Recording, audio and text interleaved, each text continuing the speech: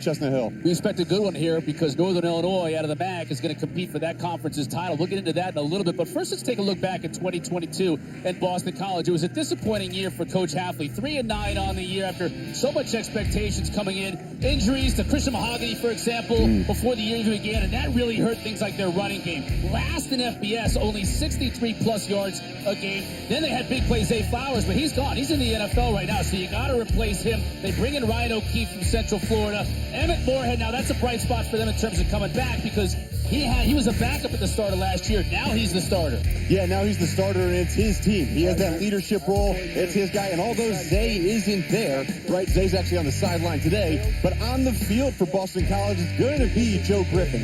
Big number 2 wide receiver. He's 6'3", 200 pounds. And Joe Griffin really came onto the scene as this other option on the other side of Zay Flowers. Big red zone threat, big target, uses his body. He developed and really had a coming out game versus Duke where he was used in the intermediate passing route and down the field. So he's going to be the number 1 target for Emmett Moorhead. If they can balance the run and play action, look for him to be big in the deep ball. Yeah, he brings you a big target. I mean, they've had Zay and now O'Keefe, kind of 5'10", 6-foot guys. He's a 6'3" target downfield. When you talk about Northern Illinois, I mentioned in the open how I think they're going to compete for the MAC championship. They expect to. They won it 2 years ago. But like Boston College, injuries really derailed their year last year. They bring back their quarterback, though, Rocky Lombardi. He's healthy. That's a big plus for them. Yeah, Rocky Lombardi. It's his 7th year playing college football and about his 1,000,000th year. However old he is, 25 years old. 25th year learning about football. He's the son of a coach. He's got a big arm. He really does a good job of using his legs to create extra momentum in the running game. But don't get anything twisted. NIU will run the football. They want to pound it. Coach Hammock, he is all about the ground and pound, and then let Lombardi shine in the pass game when it's good for them, when the defense gives him something. Hammock is starting his 5th year, as the head coach for Northern Illinois. Hafley in his 4th at Boston College. For more on Coach Hafley, let's send it down to the 3rd member of our crew, Ashley Stroline. Yeah, guys, Jeff Hafley told me he feels this team and this program has done everything it needs to do to have success this season. They've had some changes on the coaching staff that he said has brought new energy to this program. Those young players chose to stay. They did not transfer. He says, that's how I know they believe in what we're building here. His message ahead of the season opener, go out there, let loose, and don't look at the scoreboard. Long weekends are for you time. You drilling, you clearing, you planting, and you saving. Do Labor Day your way by shopping at the Home Depot. Me and Bob met about 20 years ago here at Firestone. I've learned over my life to find people that know what they're doing. Working on cars is my passion and my love. Helping our neighbors since 1926. Firestone Complete Auto Care. New offensive coordinator, new defensive coordinator. Brought in Paul Rhodes, who is a veteran. They worked together when they were at Pitt. Rhodes is a former head coach at Iowa State. So Mark and I will talk a lot about how the coaching staff here at BC has been completely retooled. Northern Illinois won the toss. They defer. So they will kick off Boston College, and Cannon Woodle back to receive this kick for the Eagles.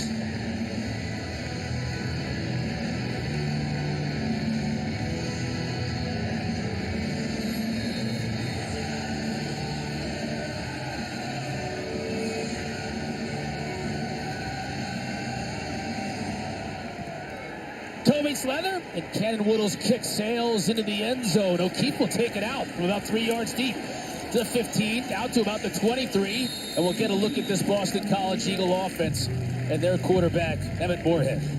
Yeah, Emmett Moorhead, 6'5", 240-pound redshirt sophomore.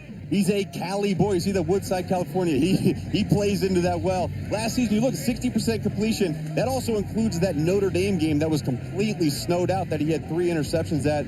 Huge game versus NC State. Another big game versus Duke. So he is a young, inexperienced quarterback. However, the team has a lot of confidence in his arm, and he's developed that leadership this offseason.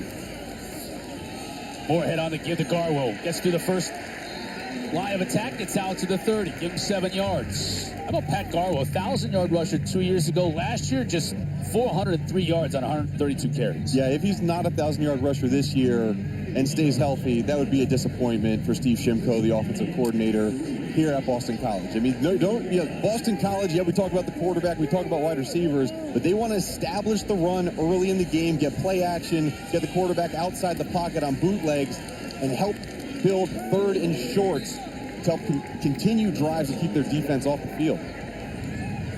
Devontae O'Malley on the tackle. Well, they're going hurry up. Yeah, third and short.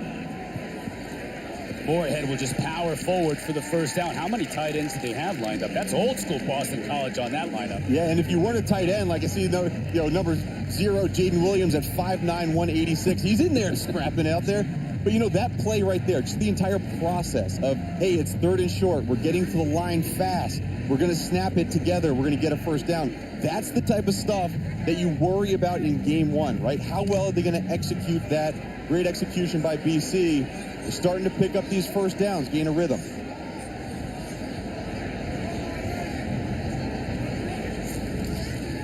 Fake to Garo, play action.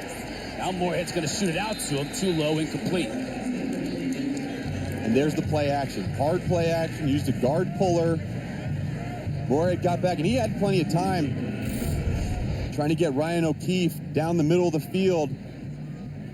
And smart dump off, get the pass a little bit higher, obviously, but on first down, using that play action, look for that as this drive continues. Ray Thomas, number 4 for Northern Illinois, applying the pressure. Second down and 10. Griffin in motion on the bottom of your screen. Shoots it out to him quickly. Again, low, incomplete. Javon Bird on the coverage. Thomas again with pressure. First game jitters for Emmett Moorhead. Even though he did start last year, this is new for him. It's new to be the named starter going into week one. A lot of expectations on you. You're meeting with the media all week. Jeff Hafley's got a lot of confidence in his quarterback. He's just got to settle down and deliver some of those balls he knows he can make. Alex Broom, a little more of a third down back, now flanking Moorhead. Moorhead quickly out to O'Keefe. His first reception as an Eagle. Will he get the first down? He comes up a little bit shy. It's going to be about 2 yards shy of the marker. Jacob Finley on the tackle downfield. It'll be 4th down and 2. And no one's coming off the field right now. So we'll see this decision by Jeff Hafley. Now he does pull his offense up, but you see the offense is staying out there like, hey, we're ready to go for it on 4th if you tell us to. And that right there, having 3rd and 10 and getting 8 yards, that's a perfect display of why 1st and 2nd down are so important, just to pick up something. Good stop by NIU defensively. Casper Rutkowitz, the veteran for Northern Illinois, standing back with his heels on his 18. Sam Candiotti to punt it. That's going to be a good kick. Rutkowitz is going to call for a fair catch at his 19, 37-yard punt, no return. So we've seen Emmett Moorhead for Boston College. There's Rocky Lombardi. Got hurt in the 4th game last year. First time we've seen him since. Yeah, Rocky Lombardi, we mentioned the Open. He's a 7th-year senior. Started his career at Michigan State. Came over to NIU, and first year at NIU, led his team to the MAC championship and won it. Got hurt after 4 games last season. So this has been a long time coming for Rocky Lombardi, who is on the all-everything name list, for sure.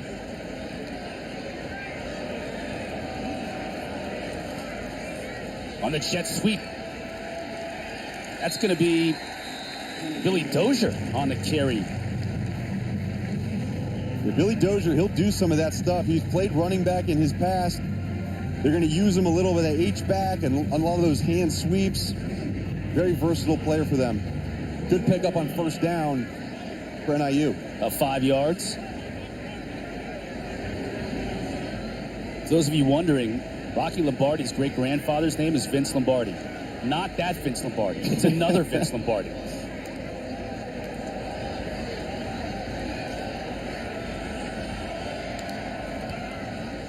Lombardi will look to throw. On the rollout, hits his fullback. That's Brock Lampe. And that's one of my favorite players in all of college football. It's a throwback fullback. I'm surprised he doesn't have a neck roll. You should have brought one of your neck rolls from home to lend him, because he's that kind of a fullback. Yeah, this is a guy, he'll do everything, right? And this is, he's a guy you're going to see at the tailback position on short yardage. He's going to do plays like that in the boot in the play action game. He'll also line up right now like at the tight end position, and look at him coming back across the ball. You see him peeking back there. See if he comes back in this zone read. Not zone read, excuse me, inside zone play. Fresh set of downs for the Huskies. Oh, see, look, he moves up. That means the ball's running his way. It is. Ontario Brown tries to get outside, can't do it. Donovan Ezeraku out the first time, but won't be the last time we call his name today. This dude is a dude. Donovan Ezeraku out of Williamstown, New Jersey. Watch number 6, the extension, the release, keeping his outside arm free and understanding, hey, my tight end to my side stepped up on the ball. The ball's coming to me. Let's make a play. Loss of 3, second down and 13. Trayvon Rudolph in motion, 85 in white. He was also hurt all of last year, so add him to the list of players back for the Huskies. Lombardi looked his way initially. Now he rolls to the right. Has to dump it underneath. A dangerous pass. He was looking for Grayson Barnes, and the pressure forced a bad throw. Yeah, and it was Sheeta Salah, the other defensive end. You're going to get a different-looking Boston College defensive line this year. You know, if you've been watching Boston College over the past few years, it's always been, hey, how are we going to get a pass rush? How are we going to be stout up front? Well, with number 11, Sheeta Salah, and Donovan Ezeraku, who led the ACC in solo sacks last year, coming off the edge, they are excited about what they are going to get in the pass rush game. And on 3rd and 14, be ready for the defense to dial up pressure here and get Rocky Lombardi off his mark. Empty backfield. You got Gavin Williams in the game, the transfer from Iowa, split to the bottom of your screen. Lombardi will throw. Stun up the middle. Tried to get it to Williams and just couldn't catch it. Not sure he would have been able to get 14 yards even if he did bring it in.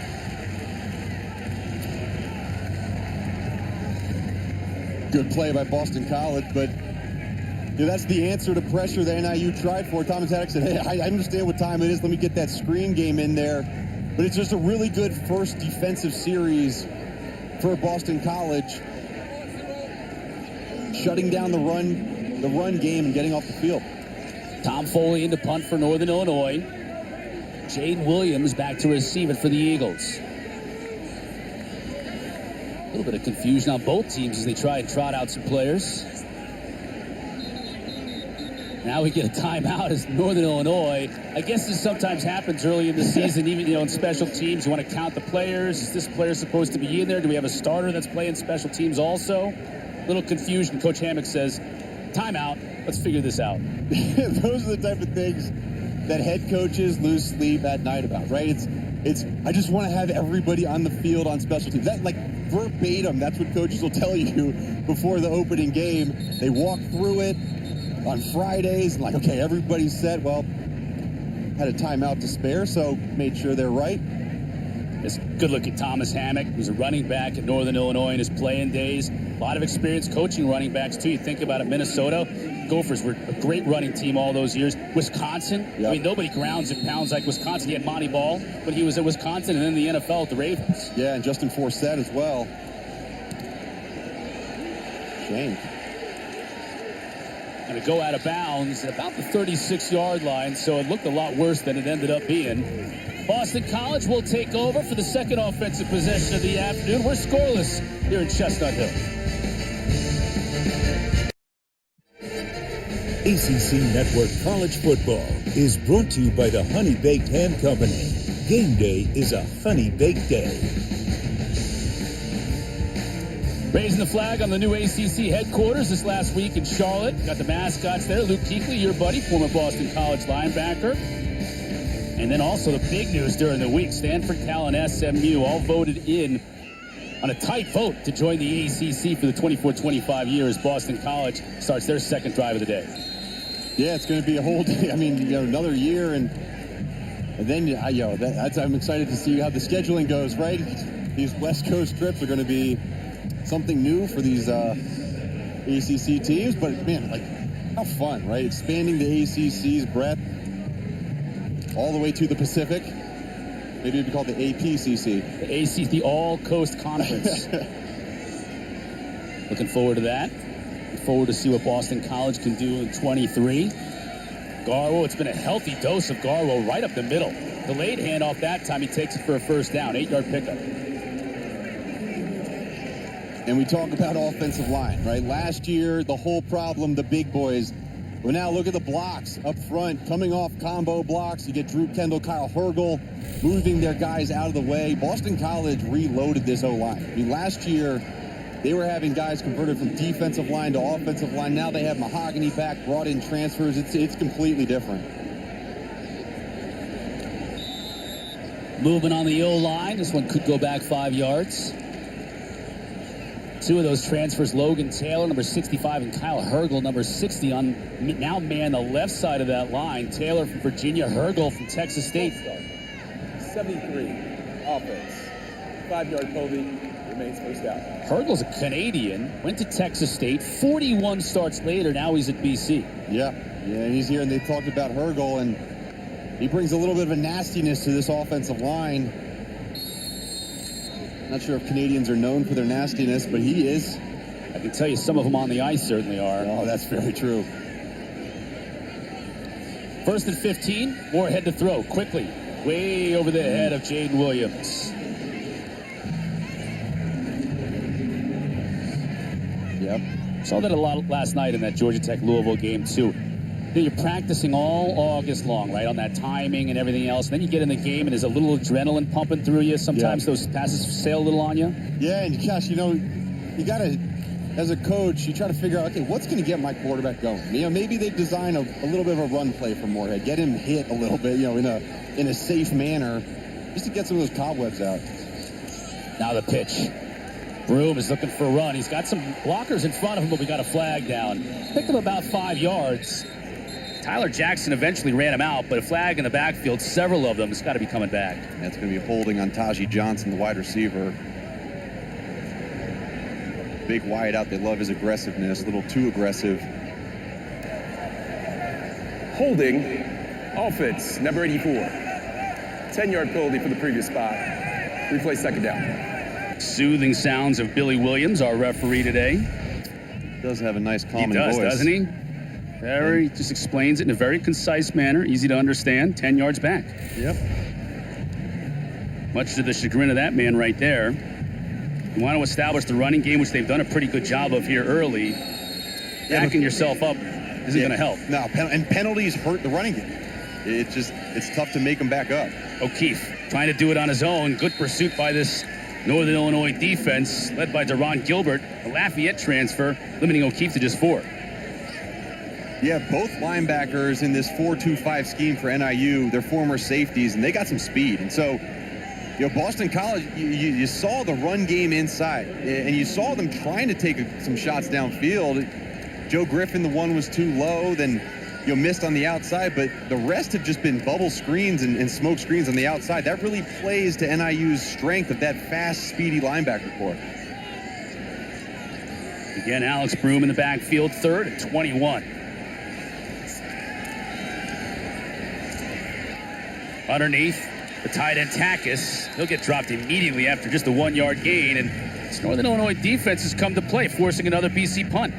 Yeah, they've come to play, and Boston College, it looks like the offensive line is churning their feet and getting after it, but I'm not seeing as much urgency from these wide receivers running their routes. I think that Emmett Moorhead feels a little bit uncomfortable in the pocket just because he's not used to having that much time. I mean, the last time he was out there starting, it was a much different O-line. He had to get the ball out in 2 seconds. So if he waited on that a little bit longer, he had Joe Griffin in the first down. Kasper Rutkowitz awaiting another outstanding punt. Fields it at the 13 after a 44-yard kick from Sam Candati. Mic'd up Coach Hafley in pregame. We're going to take a quick break here. We'll be back to Chestnut Hill after this.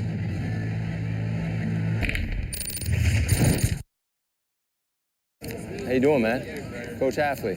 How you doing, Logan? What's up, guys? How you doing, man? Alec! Man, it is good to see you. Yeah, it's good. What's up, Coach? Good, man. How you doing? How you doing, man? Hey, ACC's got me mic'd up, so I just want to give you a heads up. You know how it works now. You want our guys to mic up, I said I'll take it for the team. Yeah, no, that's good. How's it going? It's been good, man. It's been good. Just making sure, being cordial. Yep. Coach Hammett coming over. I like that. Making sure he knows that he's mic'd up. It's just disclosure.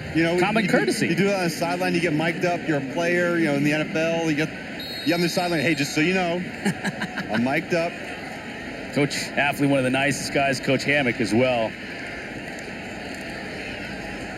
Neither team able to dent the scoreboard yet. Northern Illinois has had a couple of first downs. They've been able to move the ball a little bit, but haven't gotten it past midfield. Donovan Azaraku wants to make sure that they keep it that way. Another tackle for the BC defensive end.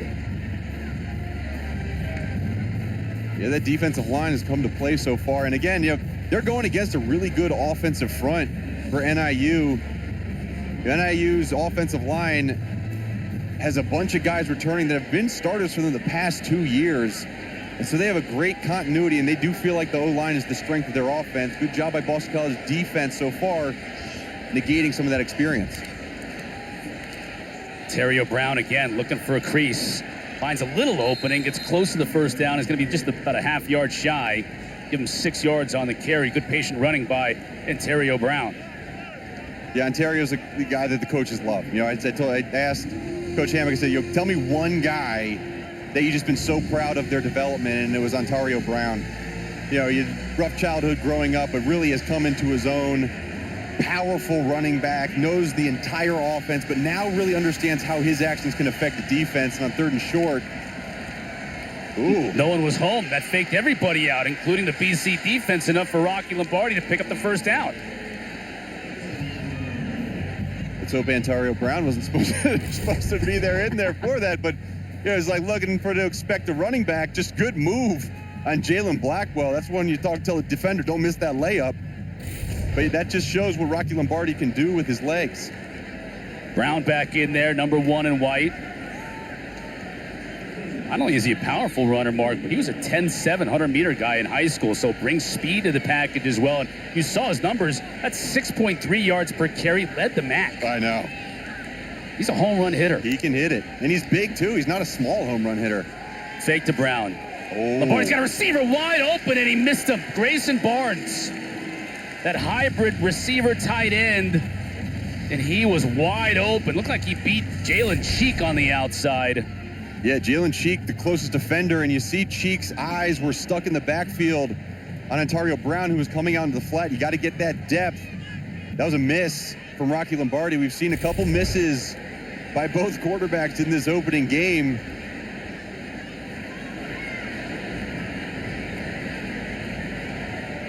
Good look at Lombardi. Just 1 for 4 so far to start this game. Yep. Just a wide open Grayson Barnes on that play. Got to put it behind you, though. 2nd down and 10. Gavin Williams, transfer from Iowa now in the game. Timeout. Northern Illinois, they're second. It'll be 30 seconds and left. Northern Illinois takes the timeout to talk it over. It'll be a 2nd down and 10 when we come back. Still scoreless here in Chestnut Hill.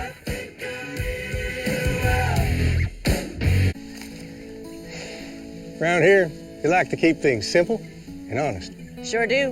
That's why at Progressive, we show you rates from other companies, even if they're lower than ours, so you can choose what's best for your family. Comparing rates used to be a hard day's work, but not with AutoQuote Explorer. Need me to help again? No.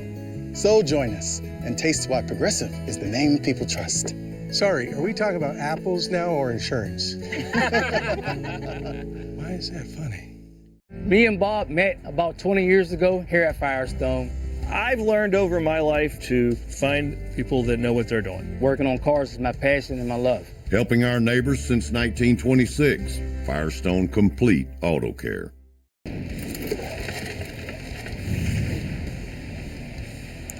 Kelsey Riggs with this Dr. Pepper Fansville studio update. Last night's game between Georgia Tech and Louisville. Low toner? You're costing me a fortune. Don't get cartridged. Switch to Epson EcoTank Pro. Print and color all you want. Switch at EpsonEcoTank.com. Just fill it, Joe!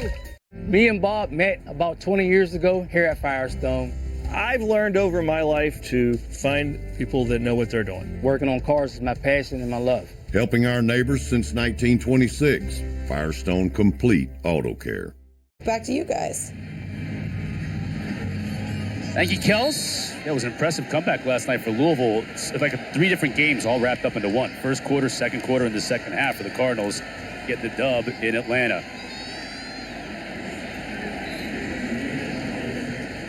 After the timeout, coming out of the timeout, it's Gavin Williams. Mentioned he transferred in from Iowa. He was set to be their starter before last year. Then he had an ankle injury early in the year, Mark, and they went in a couple of different routes. He never really got going. Only had 43 carries on the whole season. Yeah, and he's one of the guys. He's a patient runner. He's kind of a compliment to Ontario Brown. Ontario's the more of that big hitter, and Gavin Williams, kind of that quickness guy. You saw him finding a hole here, 3rd and short. See if they run a little bit of the QB option. They love keeping the ball in Lombardi's hands. Got Williams behind him. Now they'll bring the fullback in motion. The give is to Williams, looking for a crease. Did he get enough? He did. First down. Good, powerful run by Williams up the middle. It's a good test for Boston College's defensive front. Big, powerful downhill run game, kind of similar to what Boston College was in the past under Steve Adazio.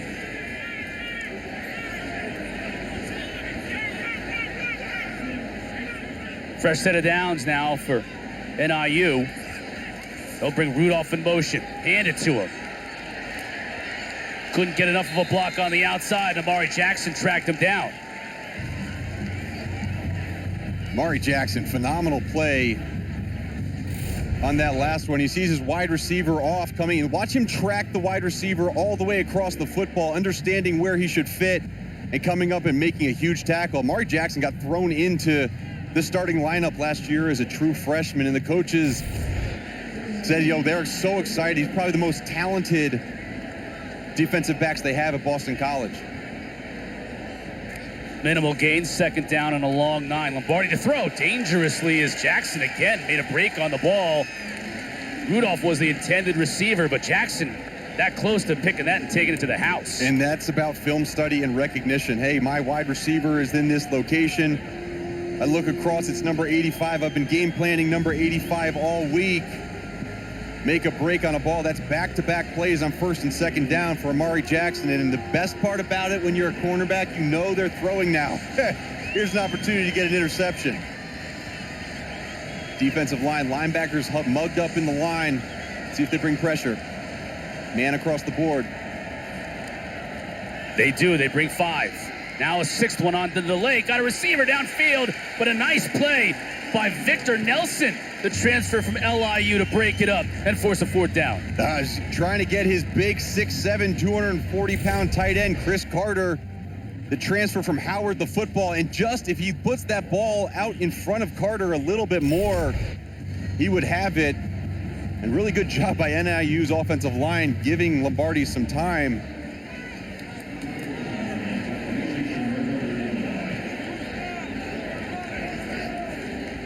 Foley's first punt went just 27 yards. This one much better. Fair catch by Williams. He'll make it at his 18. 42 yards on the kick by Foley. We'll keep it here in Chestnut Hill. What a day. I mean, this is absolutely perfect. Not a cloud in the sky, about upper 70s, low 80s temperature. I'll tell you what, Chris, I live about 4 miles down the street from here in Charlestown, Massachusetts, and the past week and a half have been phenomenal. And how about this? Look who's walking out at quarterback. The transfer from UCF, Thomas Castellanos. First time we're seeing him in an Eagles jersey.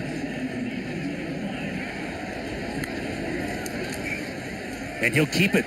And he's got a blocker in front of him. Knocked out of bounds close to midfield. Well, welcome to the Eagles. Well, I don't think this is the last time you're going to see him in an Eagles jersey either.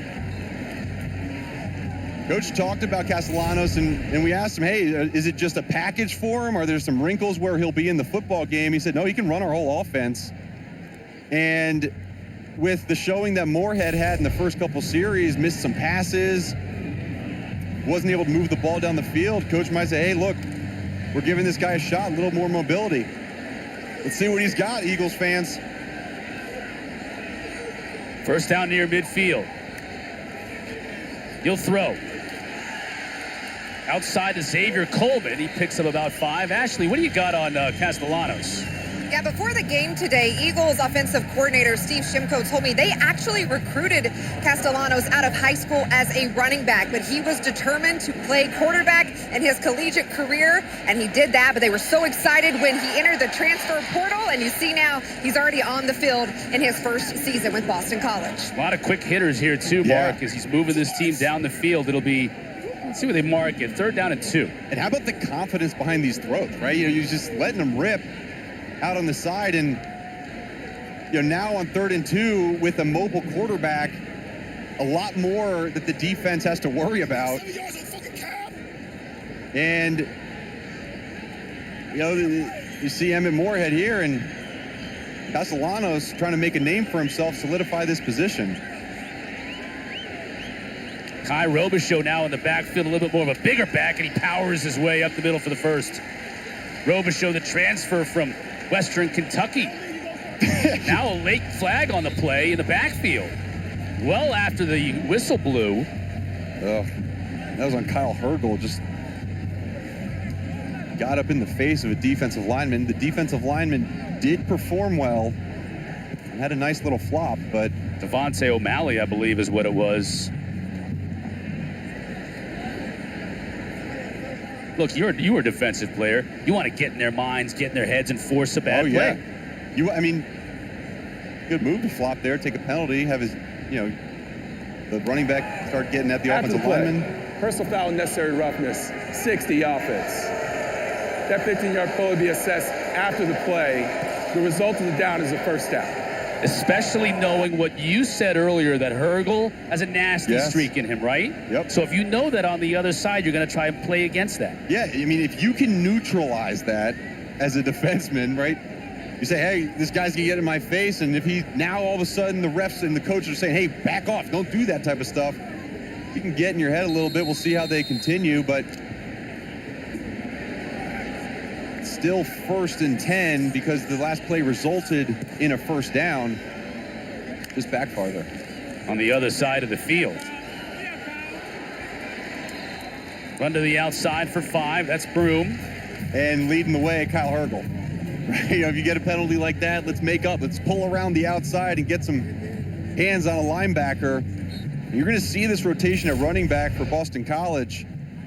Pat Garwo is going to be in, a big pounder. Alex Broom, a little bit more of that outside hitter.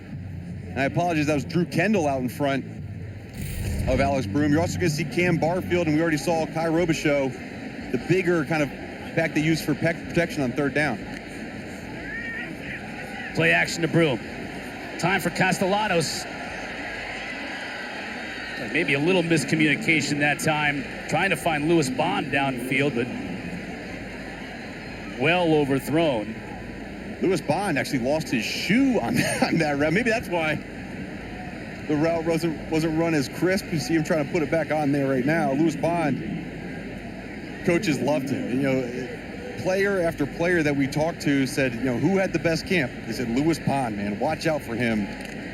Quarterback loves him, run crisp routes. They've already gone his way twice this game. Again, it's how do you replace Zay Flowers? Well, you do it with wide receiver by committee. Coleman. Can't get there.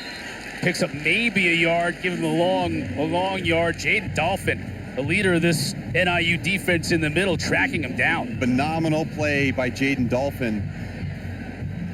Keeping his flow inside out, making a stop, and you see the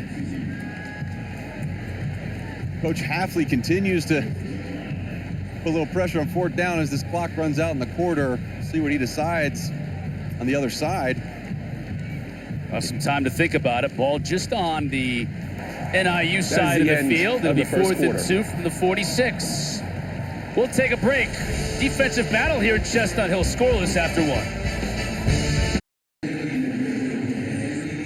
Cotter Herzlich-Strohline with you here in Chestnut Hill. 4th down as we start the second quarter. And it looks like BC is going to keep the offense on the field. And Thomas Castellanos, who came in for the starter, Emmett Moorhead, and he's been impressive. He has been impressive. He's been accurate with his throws. He's put some zip on the passes. And really the biggest difference has been in the run game. And This is a guy, you talk about impact of coaching decisions. Darrell Wyatt, the wide receivers coach, came to BC from UCF, brought him along with him, and here he is on 4th down trying to convert for BC. O'Keefe in motion. Castellanos will keep it. Trying to power his way to the marker, and it looks like he may have gotten there with that second or third effort. He's right on the line, and they give him the first down. He wasn't going to get there at first. Just great individual effort from number 1 in red. And players feed off that. The defense feeds off that. The O-line feeds off that. Good run. Now they want to go quickly. Castellanos to throw. Has time to step in the pocket. Going deep for Williams. Just beyond his reach. Good coverage by Javon Bird, forcing a perfect throw, and it was almost just that. Yeah, and it really could have been a great throw. Just come down a little bit shorter, and it's the right read. Ball's in a good spot. It looks like Jaden Williams caught his feet up a little towards the end of that route. Little turf monster? Little turf monster. This is new turf, by the way. They put this in before summer practice. Brand new field at Boston College. Whistle before the snap.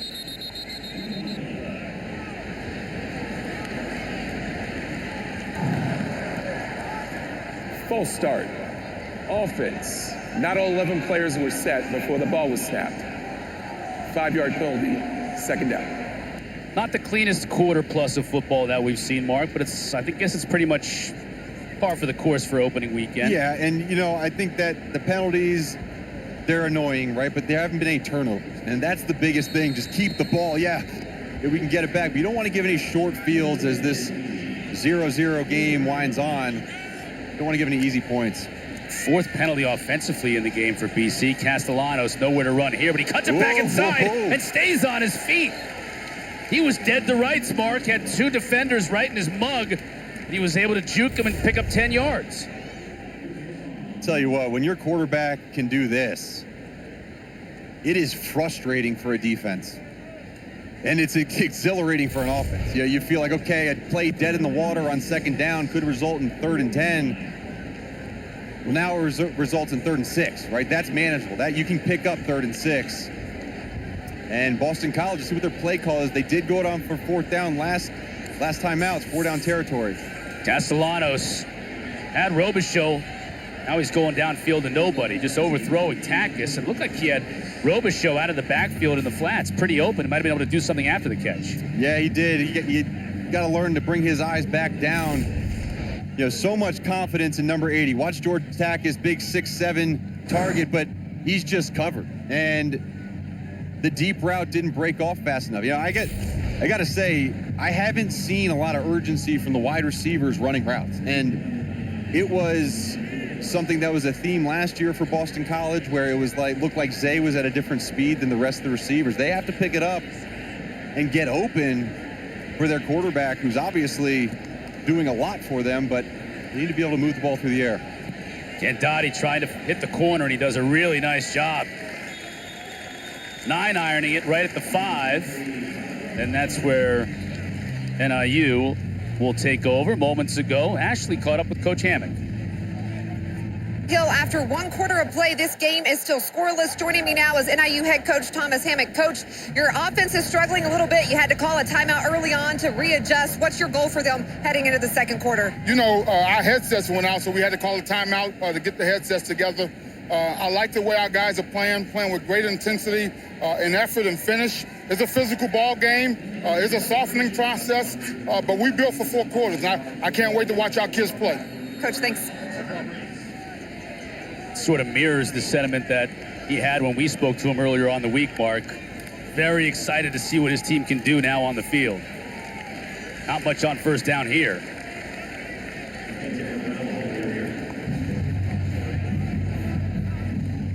Good opportunity for BC's defense to stiffen up, force a punt from NIU's own end zone, get the ball back in good field position.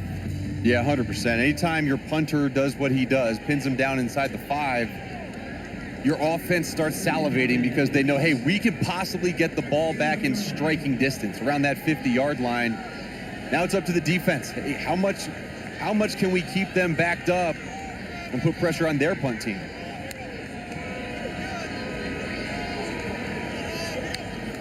Lombardi to throw, rolls the pocket. Has a receiver. That's Ruckwitz. Out to the 19, 12 yards and a first down.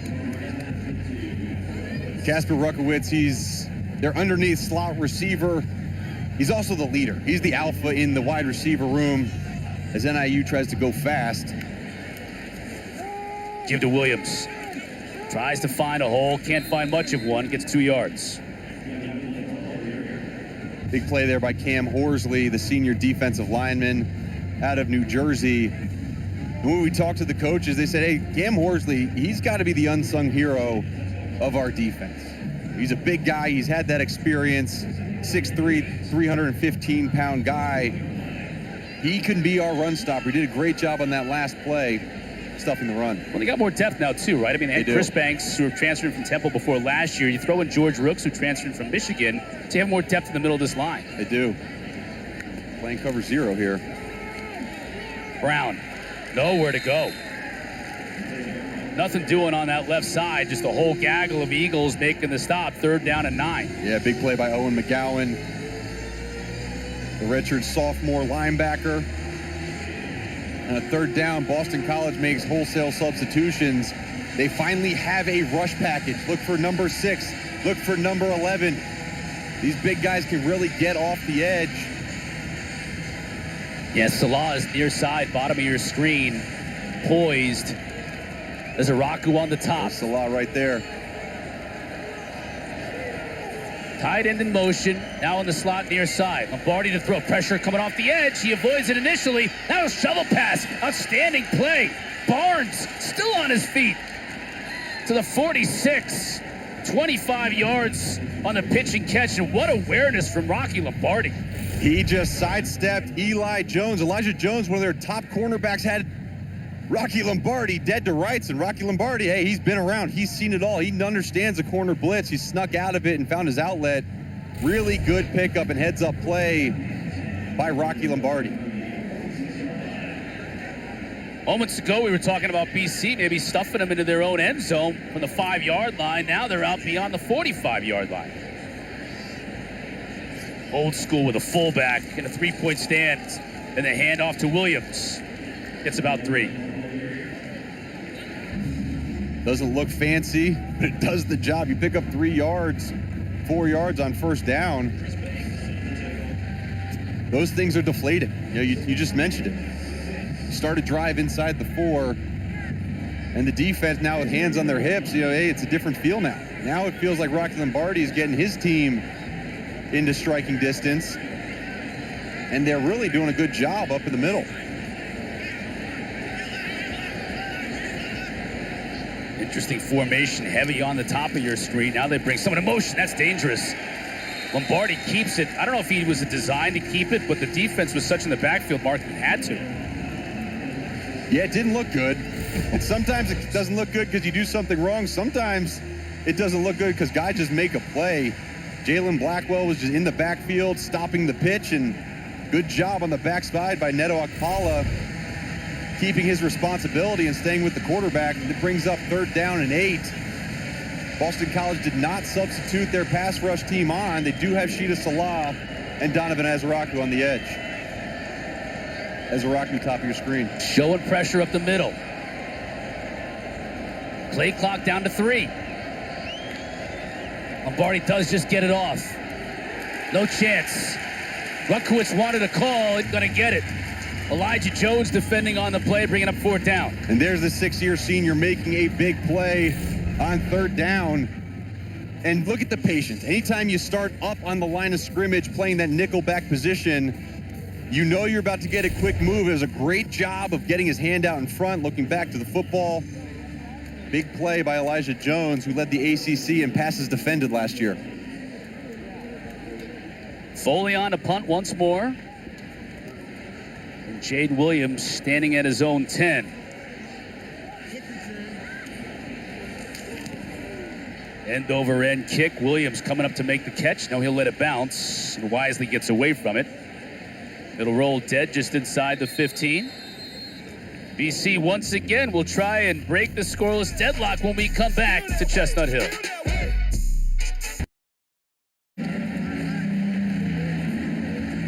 Appreciate that, Kelsey. Back here at Chestnut Hill, scoreless, 8:44 mark of this second quarter. It's been a punt fest here, and defenses have come up big around the middle of the field. Teams have moved the ball a little bit to get it in the middle of the field, but then the defenses have stiffened up.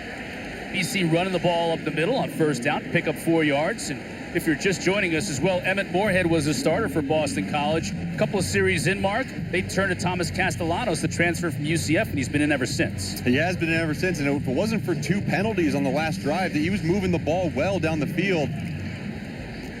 Just a dual threat quarterback. He showed accuracy with his throws so far. They haven't opened up on any deep balls yet or anything in the middle of the field.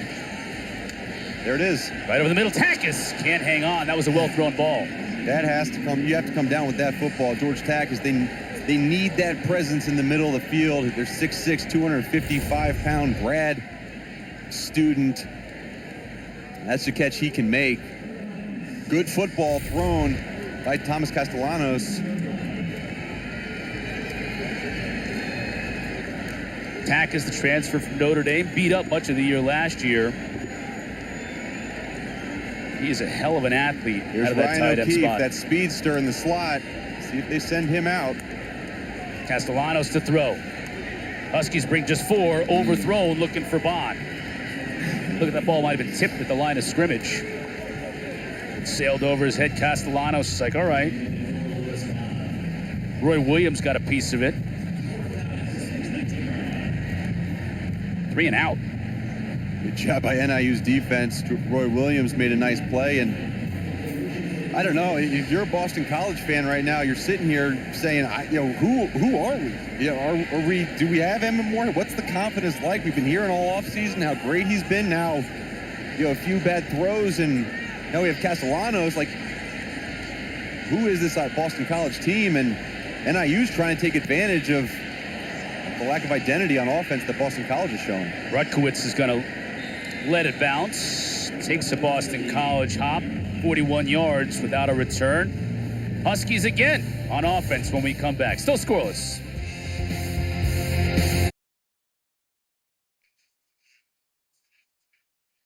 New segment this year at our ACC games. We call it Hurts Looks Heroes. What are we talking about here, Mark? We're talking about Pat Garwo. We want to highlight a player that's in this game who does stuff off the field. Pat Garwo spent his time this offseason and this summer going out and volunteering with Boston Bengals Pop Warner program. The Pop Warner program had to relocate at times. Their field that they played on is right near a large homeless contingency population in downtown Boston. There were needles, there were drugs, there were things on the field that did not allow the students to play. And Pat Garwo has gone out to this team, encouraged the young players, been with them, taught them how football can change your life, and we're honoring Pat Garwo today in his service to the greater Boston community. Good job, Pat. Yeah, love it. Check out Hurts Looks Heroes every week here on the ACC Network. Another chance for Ontario Brown, and the Huskies patient running by Brown enables him to get 7 yards out. Really good job on the gap scheme with the pullers. Brown just followed the big bodies and allowed things to develop up front. Picking up these yardage on first down. NIU really imposing their will on these first down plays. It seems like everybody stalls out right at midfield in this game so far. Can NIU put together a drive, some consecutive first downs, and get into scoring range? Brown again sidesteps the tackler in the backfield, but nowhere to go. Maybe a yard.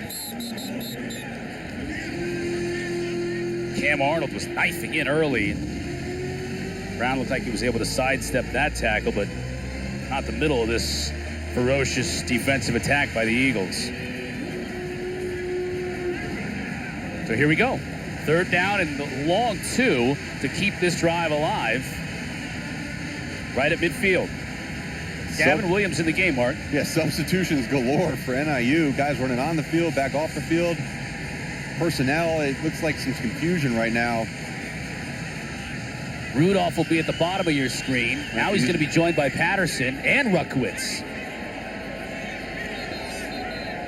And too much confusion. Yeah. Timeout. Northern Illinois. Their third and final of the half. Offensive coordinator Eric Iden is upstairs, and head coach Thomas Hammock's deciding this is a big third down in this first half. Let's talk about it. We'll be back.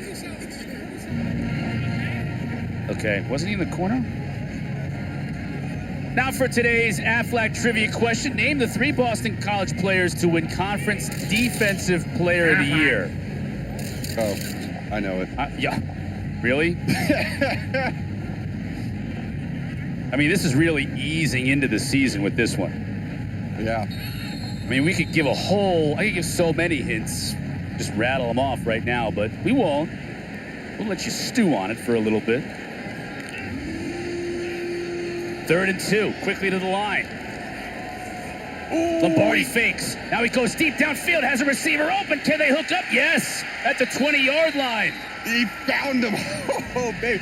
Right off that play action, I'll tell you what, really good sell by Rocky Lombardi. Amari Jackson was on a corner blitz and flew right by him. And great touch on the pass to deliver it to his 6'7" tight end, Chris Carter. They were waiting for Chris Carter to make a splash in this game. And here it was. Look, right there, defensive back right past Lombardi, and there it is. Good play, good execution down inside the red zone for the first time this game. Red zone. That thing is called the red zone there. At the 20-yard line. Nice to meet you. Yes, first time we've had either one of these teams in the red zone. Can the Huskies take advantage? Brown, nowhere to run. Absolutely stuffed everybody on that Boston College defense involved. Everybody was in there, and Boston College on that 3rd and 2 really sold out. They had the right play called, just better execution by the offense. And Rocky Lombardi, in his experience, right, 7 years playing college football, the red zone is practiced so many times. This is really where that experience can come into play, understanding defenses and what's going to be open. Ruckowitz in motion. Now back to the bottom. They fake to him, give it to Brown. Inside the 15, it'll bring up 3rd down and a long 4. Cam Arnold on the tackle. Lots of motions, lots of post-snap runners behind the line of scrimmage, seal blocks. And all that does is change gaps for Boston College's defense, and now sets up a 3rd down that's very gettable. Huge play in this game for Boston College defensively and for NIU. This is a turning point of 4 points, 4-point play. Hold them to a field goal in 3, and they score, get a 1st down, have 7. Lombardi to throw. Brown stays in the block. Ruckowitz, can he make a man miss? No, he can't. He's inside the 10, down to the 6 for the 1st down, but Cole Batson with a touchdown-saving tackle. I mean, great execution of the play again. It looks like Rocky Lombardi is building some confidence. Right now, again, no huddle, hurry-up offense. He's calling the play right now. That call came from Rocky Lombardi. Let's see what it is. He keeps it. He's got to make a man miss. He rolls inside the 3, down to about the 2.5. As just as I mentioned, he's calling that play. Calls a play for himself. Rocky Lombardi has so much confidence in his game. And part of what he's developed, being a coach's son, being around so many different offenses for so many years, he's developed a confidence within the coaching staff and said, look, you have the keys to our offense, especially in the red zone, especially in 2 minutes. You can call plays, and we'll back you up. Big play here on 2nd down and goal. Got the fullback Lampy in along with Brown. Now Brown will be as an H-back. Whistle blows just before the snap and a flag. This is going to be movement against the Huskies. That's costly here. False start. Offense, number 11. 5-yard penalty. Remains 2nd down. First penalty of the game against NIU, and that hurts. You're at the 2-yard line. You can just pound it in. Now you go back to the 7 on 2nd down. You got to open up the playbook a little bit more. Yeah, these aren't spread, throw it all over the field offenses. You know, when you have an offense like that, you're constantly going to get incomplete 20-yard pickup. These type of offenses on both sides, they get hurt much worse by these penalties. Rocky Lombardi split out wide at the top of your screen. It's Justin Lynch at quarterback. Throws it out to Brown. He gets into the end zone. A little trickeration, and NIU gets on the board.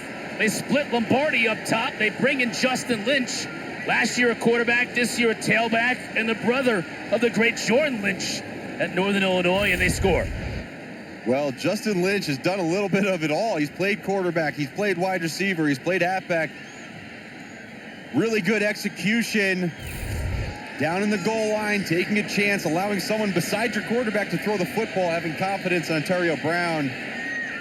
First points on the board, NIU. Jake Seibert with the PAT and splits the uprights. Took us a little while to get here, almost a full half of football. But one of these teams finally found pay dirt, and it's the NIU Huskies. They bring in Justin Lynch. He hits Ontario Brown out of the backfield, 7-0, Northern Illinois.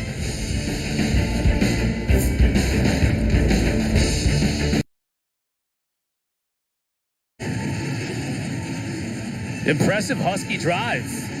Eating up more than 5 minutes on the clock. 7-0, NIU with the lead as we are inside of 3 minutes to play in this first half.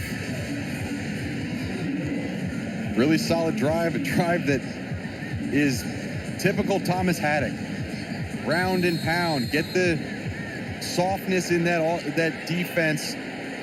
Little passes out to the side, running it up the middle, then a little trickeration on the goal line for a touchdown. Little's kick is high and short. One of the upmen's going to have to return it at 28. Right at the 30-yard line is where BC will take over. Mark, let's look at that touchdown again. Yeah, it was an unbalanced formation by NIU. Right here, that fullback, don't count him. He's covered up by this wide receiver, so the linebackers need to bump over. There's no one in this window right here, and that's what Justin sees. It just turns and throws it, and there's no one in that lane until too late. Really good job of outnumbering the defense to the bottom side of the field and capitalizing on it. Castellanos back in a quarterback for BC. He's got Alex Broom in the backfield. Eagles looking to answer before the half. Broom with the carry. Gets 4.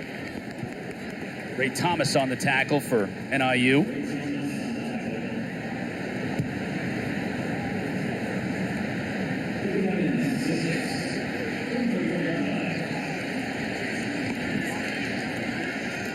Castellanos to throw. NIU brings just 4, so he has time underneath. That's Williams. Stopped just before the first down marker to gain. They got to get to the 40. He's at the 39. Jordan Hansen on the stop. It'll bring up 3rd and 1. Really good decision by Castellanos to come down. You saw him peek to Ryan O'Keefe on the deep corner route, but just took what the defense gave him, and that's showing maturity within this first game. Bring up 3rd and 1.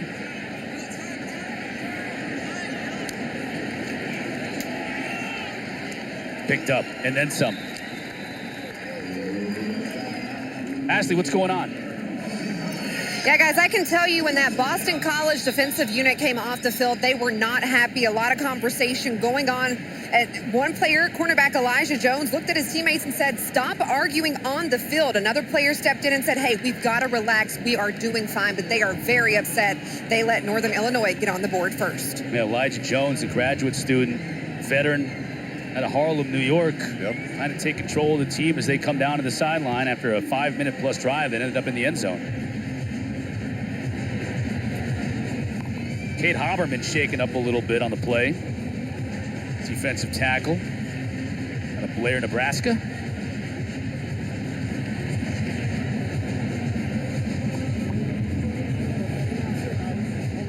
All right, coming up at the auto owners halftime report, Kelsey Riggs, Eddie Royal, Eric McLean, going to get you caught up with the Auto Owners Insurance halftime show. Miami talking about them rolling in the opener. Louisville came back big time last night in Atlanta. And an update on the Wahoos in Nashville. That was a close one last time we checked. Taking on Tennessee. It's all coming up. The Auto Owners halftime report.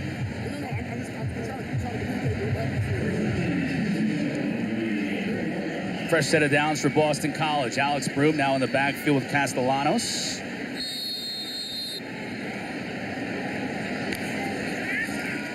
Scott Broom out here, sees him. A lot of room to run. inside of NIU territory, down to the 37. If they can use Alex Broom like that, he is going to be effective for this offense. Look at this no-huddle offense. You think Thomas Castellanos doesn't know the offense? Here we go, no huddle. Still looking to throw, has all kinds of time going to the end zone. Williams is out there, makes the catch, but he's out of bounds.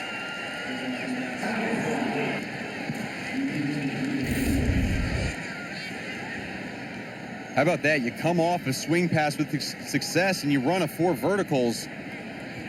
Usually you see that quick to the line, hey, we're going to run the ball on first down. They wanted to take a shot a little bit too far outside of the reach of Jaden Williams. Castellanos to throw again. Williams drops it. Wow. He had room to run if he'd have brought that in too. Been 3 drops by Boston College that have really stalled drives. The George Takis drop on the slant route that could have picked up a first down. Another one I believe Joe Griffin had, and then this one by Jaden Williams, which would have resulted in another first down. O'Keefe can't get away from the defense. Beautiful job by Nate Valcarcel. Phenomenal play. Hearing some Boo Birds out instead of Eagles fans. And this is a tricky part of the field. It's 4th and 12. You don't Loss go for it, but do you punt it? I mean, you got to just chip punt it. Connor Litton, by the way, who would be their normal kicker, is out today. So it's Liam Connor, who is a kickoff specialist, would be kicking field goals all day for BC, and they're opting to punt. But he hasn't kicked a field goal in college. No, right? not since high school.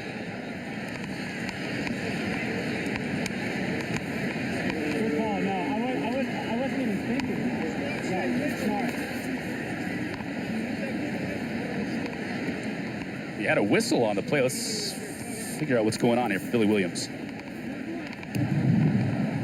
Delay game. Offense. 5-yard penalty. Remains 4th down. A timeout has been called to avoid the 10-second runoff by Boston College. Well, there you That's go. their first. Intentional delay game penalty. They wanted to give more room for their punter.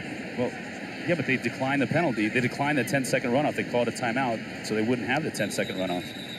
At least that's what Billy Williams said. I think that's why Jeff Hafley's pointing up at the clock right now. He doesn't want the timeout. Now we get another whistle just as we snap the ball. Well, first week jitters for everybody involved.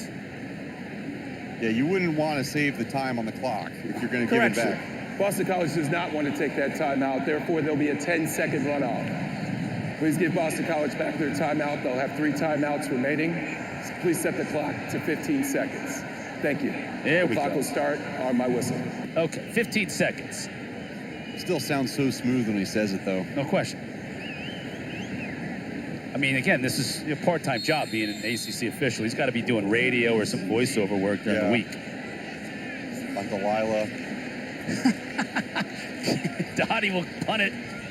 And he's just trying to run as much of that 15 seconds off the clock and kill it inside the 10. That's a beautiful job by Ken Dottie. Second time today, he's been able to kill it inside the 5. And the clock has wound down.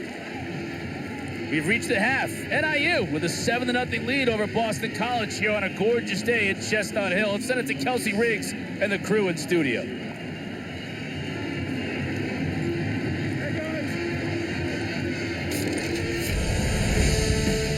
Getting set to start the second half at Chestnut Hill. Northern Illinois up 7-0 over Boston College. It's the statue of Doug Flutie. They may need Doug Flutie in the second half the way this offense is going. Let's take a look at our Athletic Brewing Company drive recap. It's the only drive of the game that led to a touchdown mark, and it's another chance for Ontario Brown. And the Huskies patient running by Brown.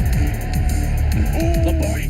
Thomas Haddock, he loves the ground and pound, opening up with a play-action pass. That was the deep ball right there. And then a little trickeration, split your quarterback out wide and let your running back pitch it out to his buddy in the room, Ontario Brown. And that's how we have any points in this game. Turnovers have been very costly for both teams that drive ended in a touchdown. Chris Cotter and Mark Herzlich with you in the booth, and they went to Thomas Castellanos, Boston College did, and they stayed with him. Didn't put any points on the board, but they got something going offensively, at least a little bit of a spark, but they just haven't been able to mount any drives. No, they haven't, and they had a scoreless half of football. They led the ACC in scoreless halves of football last year. Not something you want to lead anything in. And Boston College, they have to figure it out. They're going to be kicking the ball away to start this off. The defense wants to get going strong after giving up a touchdown towards the end of the first half. And then let's gain some momentum on offense. I misspoke earlier. It wasn't turnovers that hurt them. It was penalties. Limit the penalties. Liam Connor will kick off for BC to start this second half. And he does just so. Fair catch made by the Huskies, so we'll see them take over offensively to start this second half. Ashley Stroline is with us down on the field. Yeah, guys, Boston College head coach Jeff Hafley told me coming out of the tunnel, he went into the locker room, he talked to his guys, he said, look, let's just go out there and play football. On offense, we have to execute. On defense, sometimes you're going to get punched in the mouth, and that's what happens. You will give up a touchdown. This is the game of football. He wants his guys to go out there and really do what they know how to do, and he said, you mentioned those penalties, we can't have any more of those. Thank you, Ashley. Lombardi, 5 of 11 for 91 yards in that first half. Brown had that lone touchdown you saw through the air, 21 yards on 9 carries. Both these teams offensively challenged, but the one drive of the game that was able to end up in a touchdown is Northern Illinois. Here's Brown again. Cuts it back, has a hole, gets to the sticks, and he's going to be just a little bit shy, maybe a foot and a half shy of the first down, 9 yards for Brown. Good carry to start the second half. Yeah, good adjustment by Rocky Lombardi. He changed the play to go opposite. Put the run game to the right-hand side. He wanted to run that B-gap inside zone. And a good job by Ontario Brown finding that opening and 9 yards on first down. Wants to get on the hip of 69. Nolan Potter, NFL prospect at that right tackle spot. Brown. Bounced outside, lost the football and got it back. Not only did he get it back, but he picked up about 7 yards after he got it back. Talk about friendly bounces. Ontario on the split zone. You see the tight end coming back. And ball bounces right to him. Another huge run. That's back-to-back. You know, Jeff Hafley said, hey, we'll get hit in the mouth. You don't want to get hit in the mouth on the first 2 plays of the second half. Sometimes on defense, it's time to start hitting people in the mouth. That about equaled Brown's entire rushing output in the first half. Those 2 plays. Now they're close to midfield.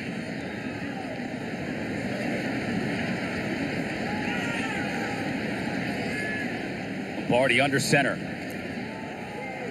Give to Lynch on the end around, and he's going to be stuffed for no gain, maybe even a loss. Jalen Blackwell in the backfield. Good trigger by Jalen Blackwell. Lost a yard, 2nd and 11. Eric Eidsness, the offensive coordinator, he's just running his game plan. I think when he went back and he said, hey, let's take a recap of this first half, it was, hey, we're doing what we need to do. Right now we're in the lead. Boston College hasn't shown any signs of really being able to put points on the board. Let's run the football, get back to play action. I'm sure we'll see a deep ball at some point. Lombardi stands tall in the pocket, has a receiver downfield. First down and more. That's Carter again. Carter's listed as a tight end, but he just looks to me like a tall receiver out there. Yeah, and anytime you get crowded and you're a quarterback, you try to look for the biggest white jersey you can find. That's going to be Chris Carter, number 11. This time to the outside, finds Trayvon Rudolph. That might be his first catch of the day. 4 yards for Rudolph. Injured all of last year. Now back in the lineup, and they missed his explosiveness, 85. They missed his explosiveness. They missed his ability. And it was really his freshman year when they won the MAC that he had a coming out party. He's a former walk-on and got hurt last year, and coming back as the leading receiver, it felt like he's worked really hard this offseason and taking a leadership role on the offense. Yeah, 2 years ago, 51 catches, 900 yards, and 7 touchdowns. Lombardi steps up.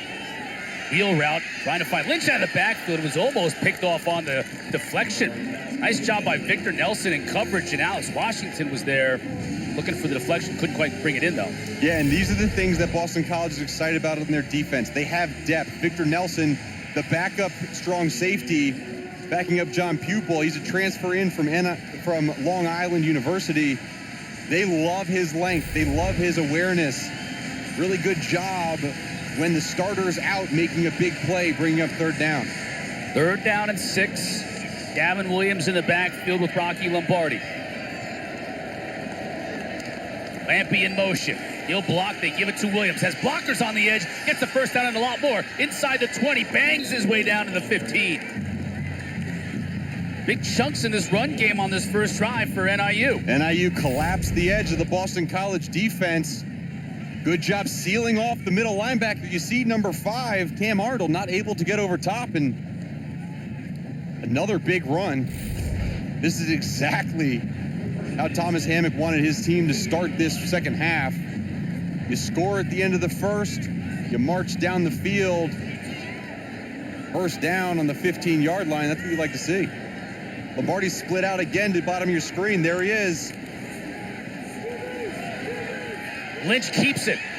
Inside the 5, tried to get to the pylon, but was banged out of bounds by Nelson again. 13 yards on the keeper. So they're using Justin Lynch in a variety of different packages, and he's making the most of it. They really are, and got away with a little hold on the edge, it looks like. But where 2 years ago you might have seen Rocky Lombardi do some of that stuff, we talked to coaches, they want to protect Rocky. Not as much designed run for him. And it looks like their plan is to bring Justin Lynch in those situations, and he's been very successful. And he can throw it because he has a touchdown pass, the only touchdown of this game in the first half. 1st and goal. 3 tight ends in the game. Brown now in motion. He'll keep it on the end around and will score easily. His 2nd of the day, 1 receiving, 1 rushing. NIU increases their advantage. And no resistance from Jeff Hafley's defense on that drive. Great execution by the offense. They go inside run, they go outside run, but the edges, shore up the edges of your defense. You got to send it back inside. Jeff Hafley, being a defensive guy, is not going to be pleased.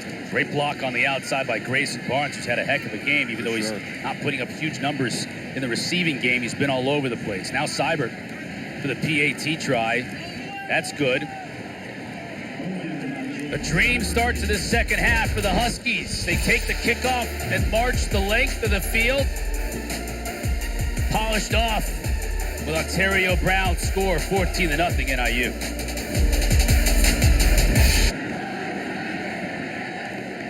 Ontario Brown with the 2nd touchdown of the day, the one-time South Carolina commit before he decided to matriculate at Northern Illinois. Puts the Huskies up 14-0 here, early going in the 3rd quarter. Students are back at school, so they're having fun today. Beautiful day to catch some rays. I think it just moved in this week, right, Mark? Isn't that when sort of Boston and BU and Harvard and everybody starts school here in the Boston area? Yeah, and a lot of these students live off campus, right? And this was when the rentals turnover. Rentals turn over September 1st, so you see all the mattresses on the side of the road. Tell you what, if you got a minivan or something, you could do some good shopping on the side of the road in Boston. Little boots it into the end zone. O'Keefe. Haven't seen much of him today, trying to get it going in the return game. Now he's got blockers in front of him. Sidesteps a tackler and was almost loose. 27 yards on the return. More football today and tonight on the ACC Network. Got Wofford and Pitt. 3:30 Eastern, then at 4 o'clock on ACC Network Extra. Colgate up in Syracuse, couple of upstate New York teams, and then 8 o'clock right here on the ACC Network, Old Dominion at Virginia Tech. All 3 also available on the ESPN app. Watch out for the Monarchs. You and I did Old Dominion and Virginia last year, and they took the Cavaliers right down in the last second. That's a very well-coached football team. They have some playmakers, too. They do. One of their playmakers from last year is now switched, right? Ollie Jennings is now at Virginia Tech. Yep, you're right. So check him out, one of the top receivers in the conference, we think. Flag on the play.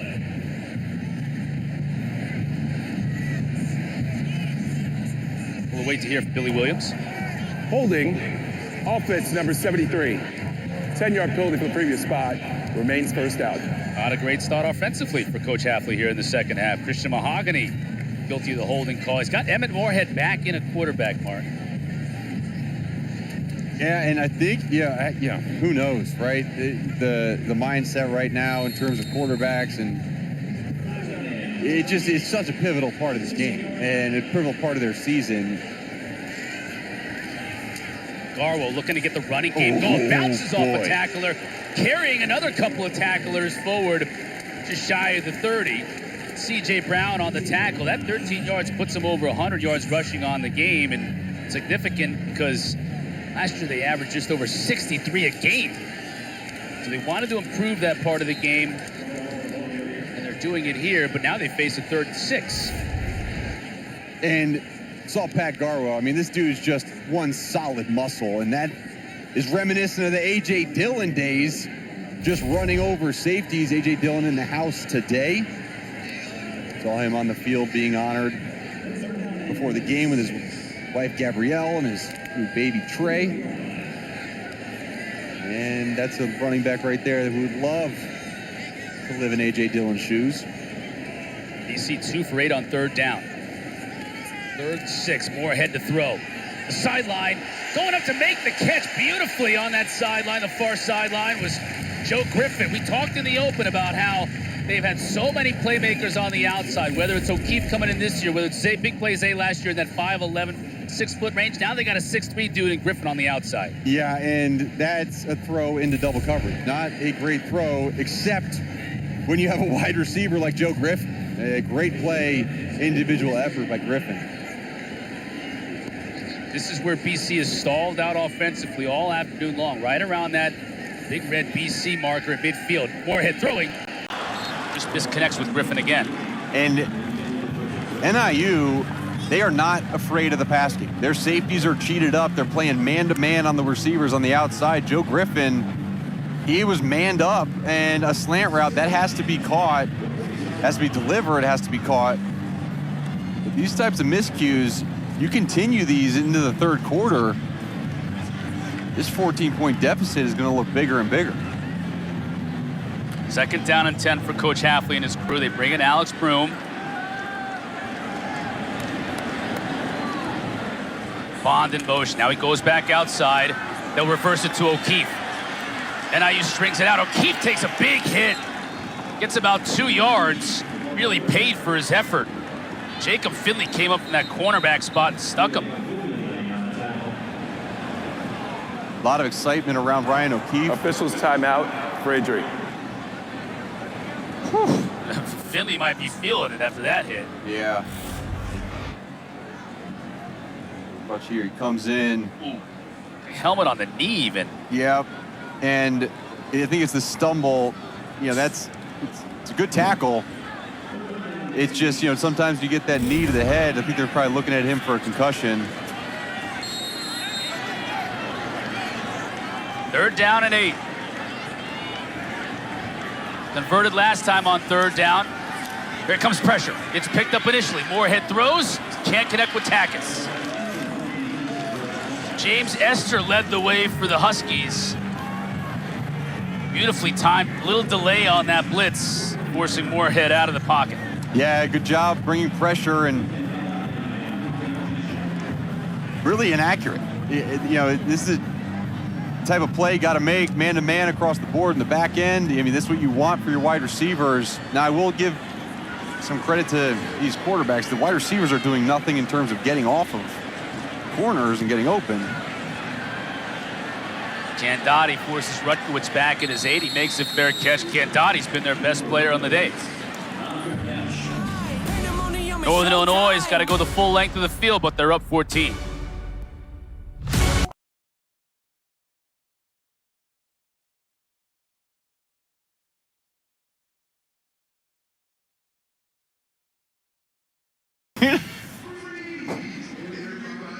Got a moment here in the 3rd quarter. Let's answer our Aflac trivia question. Name the 3. Sorry, didn't mean to speak over the duck.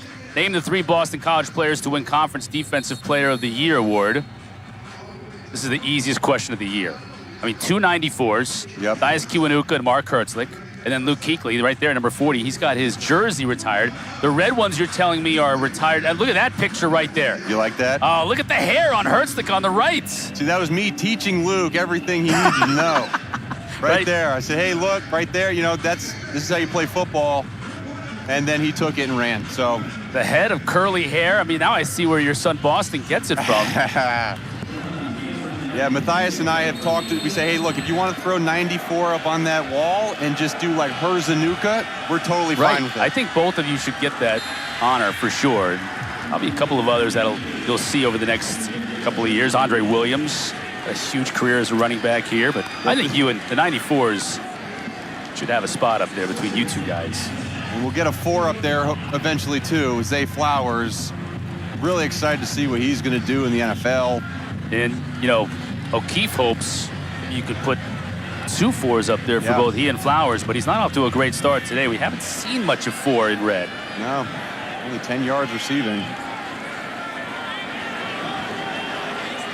2nd down and 10 after the incomplete pass. Lombardi will throw again. As time, Rutkowitz makes the catch, and he's out near the 1st down marker. He's right on it. That's a really good route and throw by Lombardi, isn't it? And a lot of credit to NIU and this offensive scheme, understanding Boston College is going to play a lot of man-to-man. Hey, we're going to get a mismatch with a safety on a wide receiver and just working leverages. And good route, good execution. And that's why NIU, the score looks like it is. They're executing their offense, and Boston College is not. Fresh set of downs as we tick inside. We're close to the halfway mark of this 3rd quarter. Lombardi to throw quickly as a receiver. That's Rudolph. They want the ball in his hands in every way possible, and he's going to get another 1st down.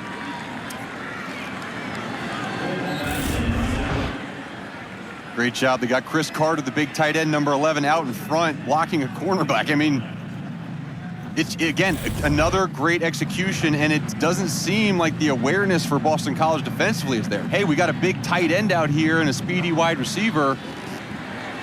Do we think they might run behind the big tight end and give it to the speedy wide receiver?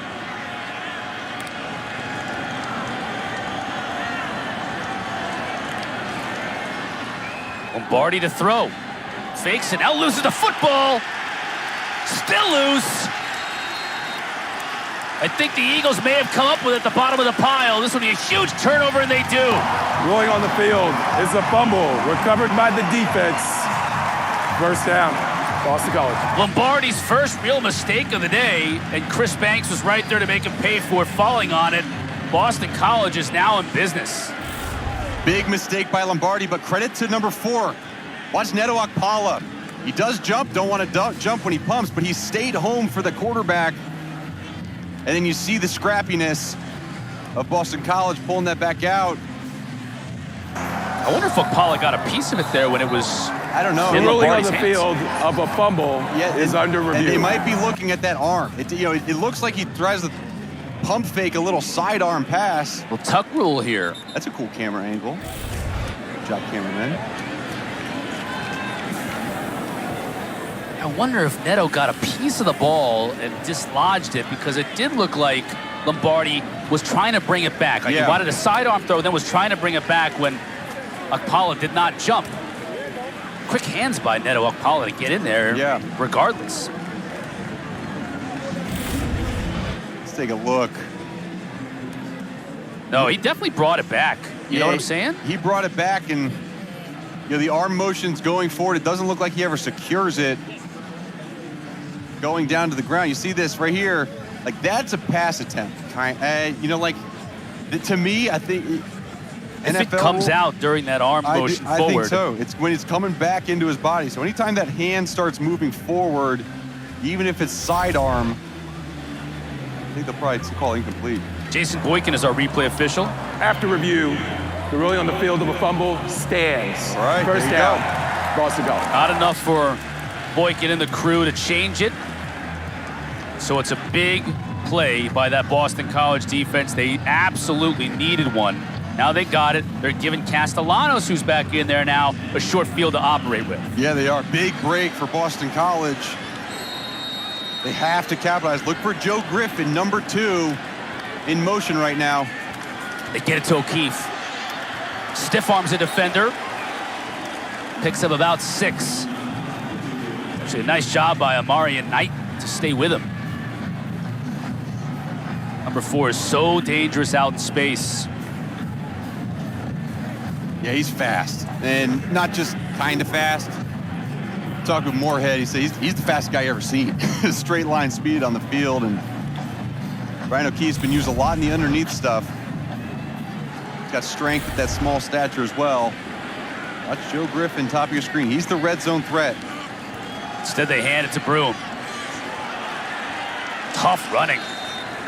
Thought that hog tie might bring him down initially, but he stays on his feet, picks up an extra yard or so.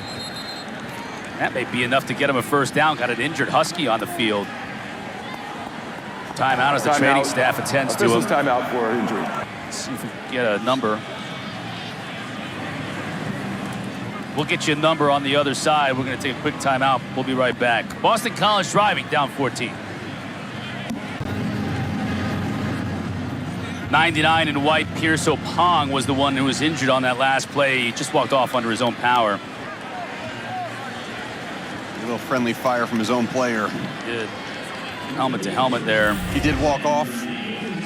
Back in the tent now, getting checked out.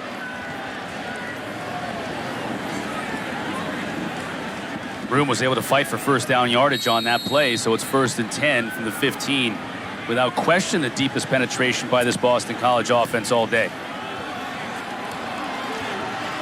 Broom trying to stay in bounds to get extra yardage. Run out. Give him 3.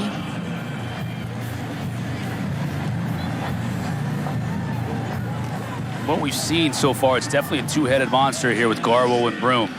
Now Castellanos will look to run it himself. Can he get to the corner? No. Great job tracking him down by the Huskies. Devon Lafayette didn't let him get that edge. No, and good awareness by NIU's defense. Boston College had this big bunch into the near sideline, and they covered it up well. Looks like a little bit of a broken play. And 3rd down. I mean, this is such an important down right now with 5 minutes left in the 3rd quarter, down by 14 points with no momentum. You got to convert right here. Joe Griffin, watch the big guy in the end zone. He's looking that way. Now he comes back over to O'Keefe's side. That's Bond in the middle. Touchdown, Boston College.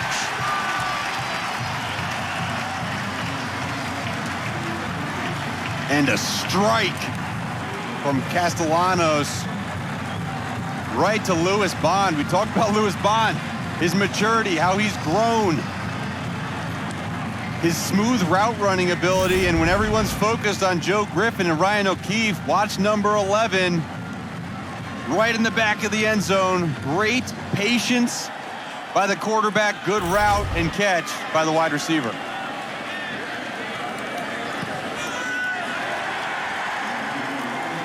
Connor converts, 14-7, so BC takes advantage of the great defensive play.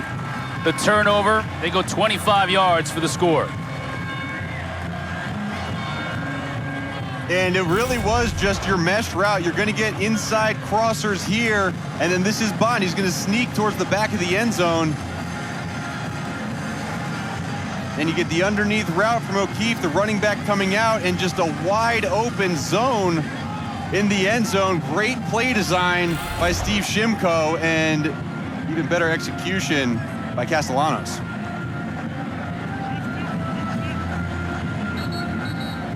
Ashley Stroline down on the field.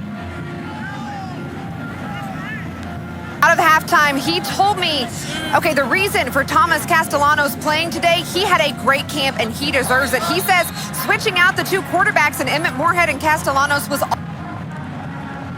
Now you're seeing the results of that. Castellanos moving this offense, connecting for his first touchdown since becoming a member of this Boston College Eagles football team.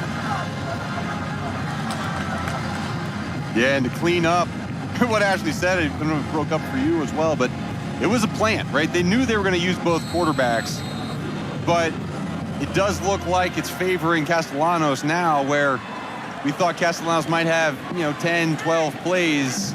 Looks like it's his team right now. Luca Lombardo in the kick for Boston College.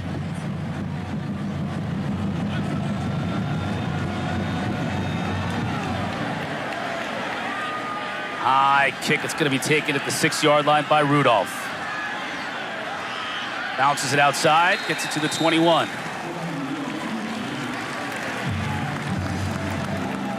Here's what's coming up on the ACC network. Got Pitt and Wofford, about 3:30 Eastern time.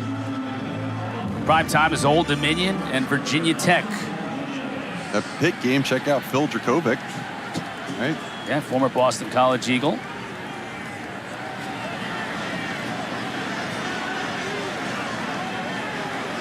Old Dominion and Virginia Tech. It's a big state rivalry that's a little bit more heated than a lot of people, I think, probably realize. It's an opportunity for Old Dominion to make a big statement in state. Sure is. They've done it before. They dominated in state last year. Yes. Here's Williams. Oh, now maybe that BC defense is fired up a bit. Picks up just a yard on first down. It's really interesting how one side of the ball can spark confidence in the other side of the ball. And you saw that shot of Castellanos walking on the sideline, fired up, high-fiving his team. That type of energy from your quarterback, it sets a ripple effect. And Boston College defense now, if they can come out and get a stop here, Boston College mentality will be completely different than it was after that first drive of the second half. A drive that the Huskies marched down and scored. Rudolph in motion, gets the handoff. Lowers his shoulder, picks up an extra couple of yards before Jones brings him down. 5 in total. This is a huge third down right here, 3rd and 3. Huge third down, and at 3rd and 3, you got to be ready for run or pass. They've showed already that Thomas Hammock, he doesn't mind going for it on 4th and 1. He doesn't mind going for it on 4th and 2, even in this part of the field. Rocky Lombardi and his legs. Watch out for the QB keeping it, getting on the edge, and try to hit a flat route. Lombardi's versatility, a big reason why they're 6 for 9 on 3rd down. He'll look to throw, has all kinds of time. Outside receiver makes the catch, gets the first down. That's Barnes. Yeah, and there's the flat route, right? It's the edges, the perimeters of this Boston College defense are where NIU's making their hay. They're running to the perimeter. They're getting leverage and throwing to the perimeter. And Boston College, normally known as a man coverage team, they have to stay outside of those receivers, but great execution by NIU, and they're going to continue to attack that edge of Boston College defense. Under 3 minutes to play in this 3rd quarter. Pitch to Brown. Got blockers in front. Gets just a couple. Another tackle by Elijah Jones. Trying to get his defensive mates fired up. Officials timeout for a defensive injury. Defender on the play. That might be Nigel Tate. It is, 98.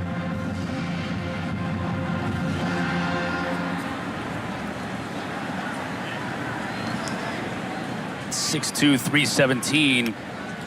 It's not going to be easy to help up. Staff gets him to his feet, though. That's a good sign. He's favoring one of his legs. All right, coming up tonight at 6:30 Eastern on the ACC Network, the Huddle Crew will be in Blacksburg. They'll wrap up the afternoon games, preview tonight's Old Dominion and Virginia Tech game. It's right here on the ACC Network and on the ESPN app.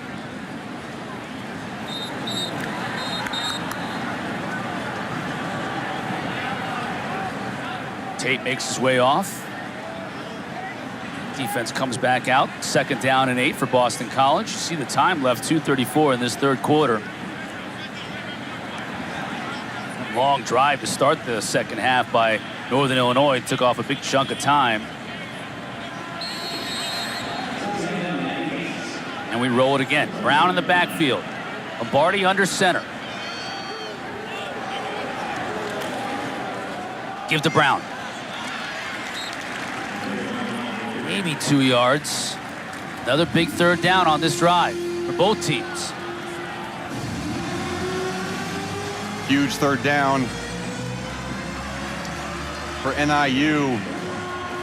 Keeping the foot on the gas pedal. They need to drive down this field, kill any confidence that Boston College has. And the end result, if Boston College gets a stop, is just the opposite. Empty backfield, Gavin Williams in the slot. Lombardi to throw. Can't find Ruckowitz. This time it's Jalen Cheek defending on the play, and Boston College will get off the field on defense. That right play by Jalen Cheek is a sign of maturity. Understanding, hey, what have they been doing? They've been working the outside routes against these slots. This time he plays aggressively and does a phenomenal job of just having position on the wide receiver, forcing Lombardi to throw it out even wider than his receiver can catch it. Good job, good maturity, and this is progression by Boston College's defense. Good stop. Foley to punt. That's a good kick. Jaden Williams makes the fair catch at the 18, 42 yards. Net on that punt. BC's defense does their job. They get the ball back to the offense.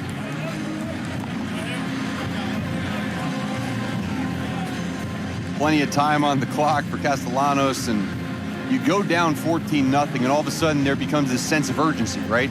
Then you score a touchdown, your defense gets a stop. As an offensive coordinator and a head coach, you get your guys around and say, okay, let's calm down, right? This is back a normal football game. We don't need to press. We don't need to make any mistakes.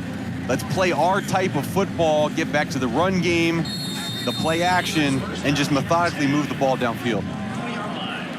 Castellanos back in the game. Takis in motion. He'll stay in the block. Castellanos wants to go deep.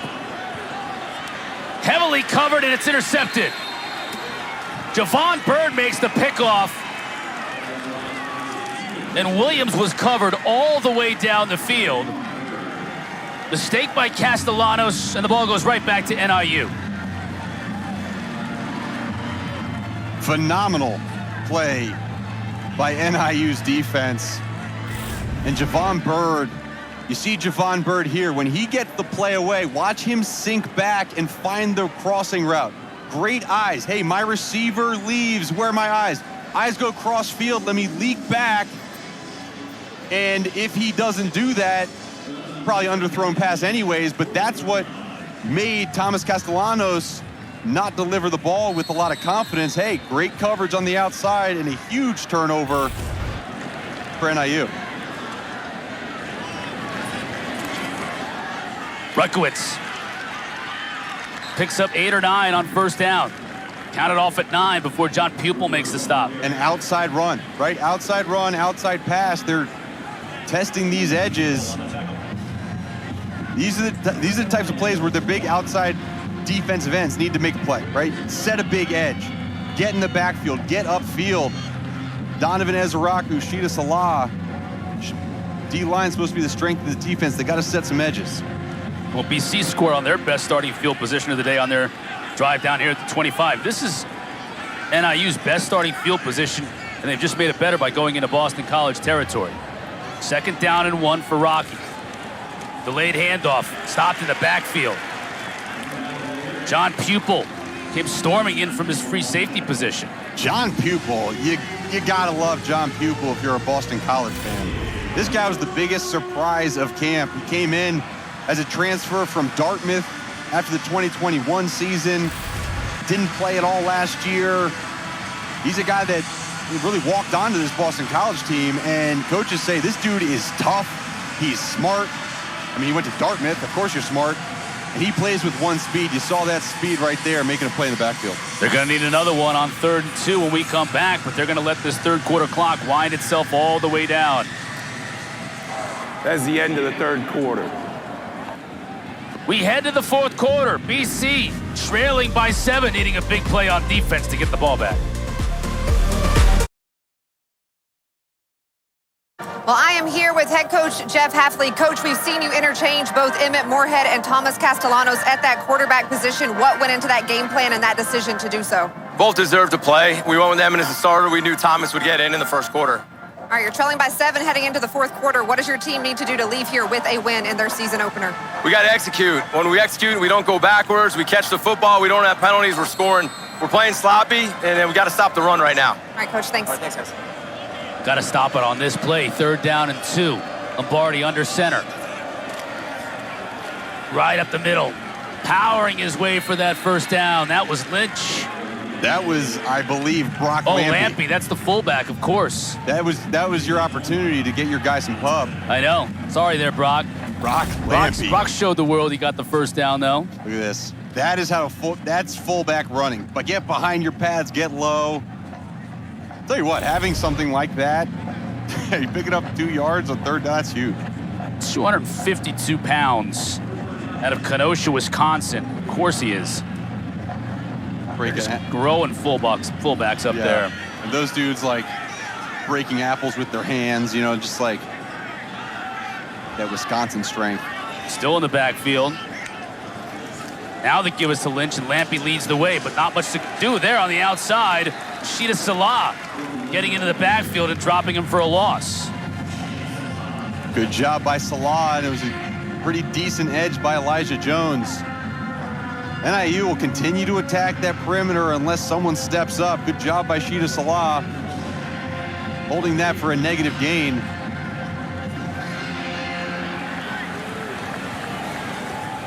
Now behind the chains. After a loss of 1 on 1st down, Lombardi from the gun.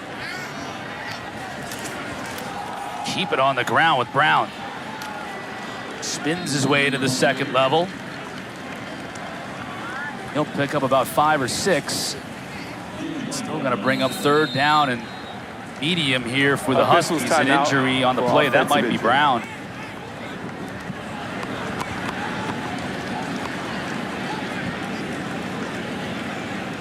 We'll take a timeout. Take a look at the injured Husky when we come back. 14-7, NIU on top.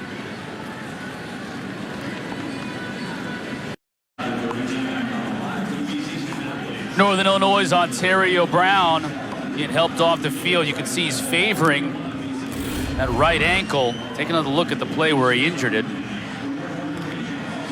See the vision and the patience. It looks like that ankle just gets twisted up underneath them.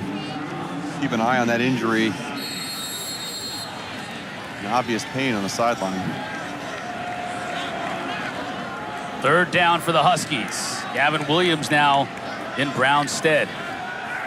Lombardi to throw. Pressure picked up. He's got all kinds of time. Now he goes into double coverage, and it's going to fall incomplete. Batson and Jones in coverage for Boston College. It'll force a 4th down, and it's 4th and 7 here. Or a long 6. Kind of no man's land, Mark. Yep, but you know, no hesitation by Thomas Haddock. Always be alert for the hard count. Rocky Lombardi has been known for drawing defenses offside with the hard count. Man-to-man looks like across the board for Boston College.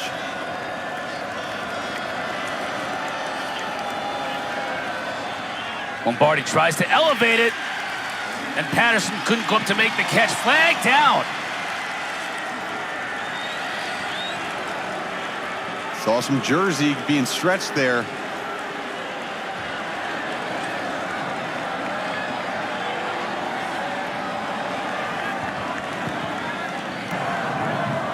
Pass interference. Defense, number 1. 15-yard penalty for the previous spot. Automatic 1st down. Hafley can't believe it. Jones doesn't believe it. They're showing the replay in the stands. The stands don't like it. There was no pass interference there. It had to come before that. I did see some white jersey being pulled. Davis Patterson does go 6'4", so you understand the thought process from Rocky. I'm going to throw it up there and let my guy make a play. Yeah, and Elijah Jones, I mean, he's 6'2", 190. I mean, he's the biggest of the cornerbacks. Either way, big break for NIU on 4th down, getting a pass interference call. BC's got to overcome it. Rutkowitz in motion. Give to Williams. Has some room, picks up about 8. Pupil on the tackle, but not before they got to the 2nd level. In this play that NIU's been running over and over and over again has really caused problems You see the backside pullers, they're going to either bring a tight end and a fullback around along with that backside guard, and it's been too slow. The linebackers and safeties adjusting to that. That's been a play over and over and over again on first down, has gained big yardage for NIU. Second and a long 2. Lombardi under center. Butkowitz in motion. They'll give it again to Williams. This time he lowers his shoulder and doesn't get much. He'll be shy of the first down.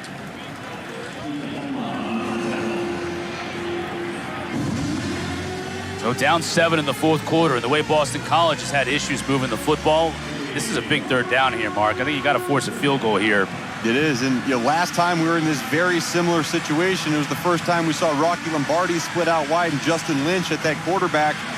Now more traditional, Rocky Lombardi is in there, kind of a condensed formation. Look for the quarterback sneak or the fullback dive. And they got Lampe behind him. They'll give it to Lampe. Powers his way for the first down and more. Down close to the 6. Lampe carries it for 8 yards. First and goal for NIU.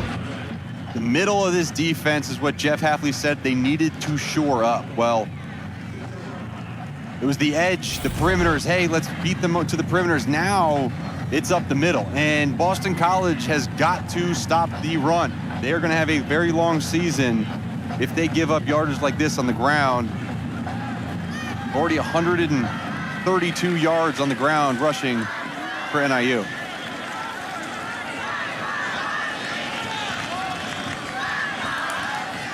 Williams stuffed in the middle. Maybe got a yard.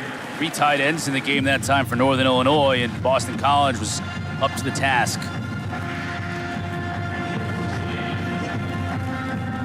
Cam Arnold, you see a good shot of him there.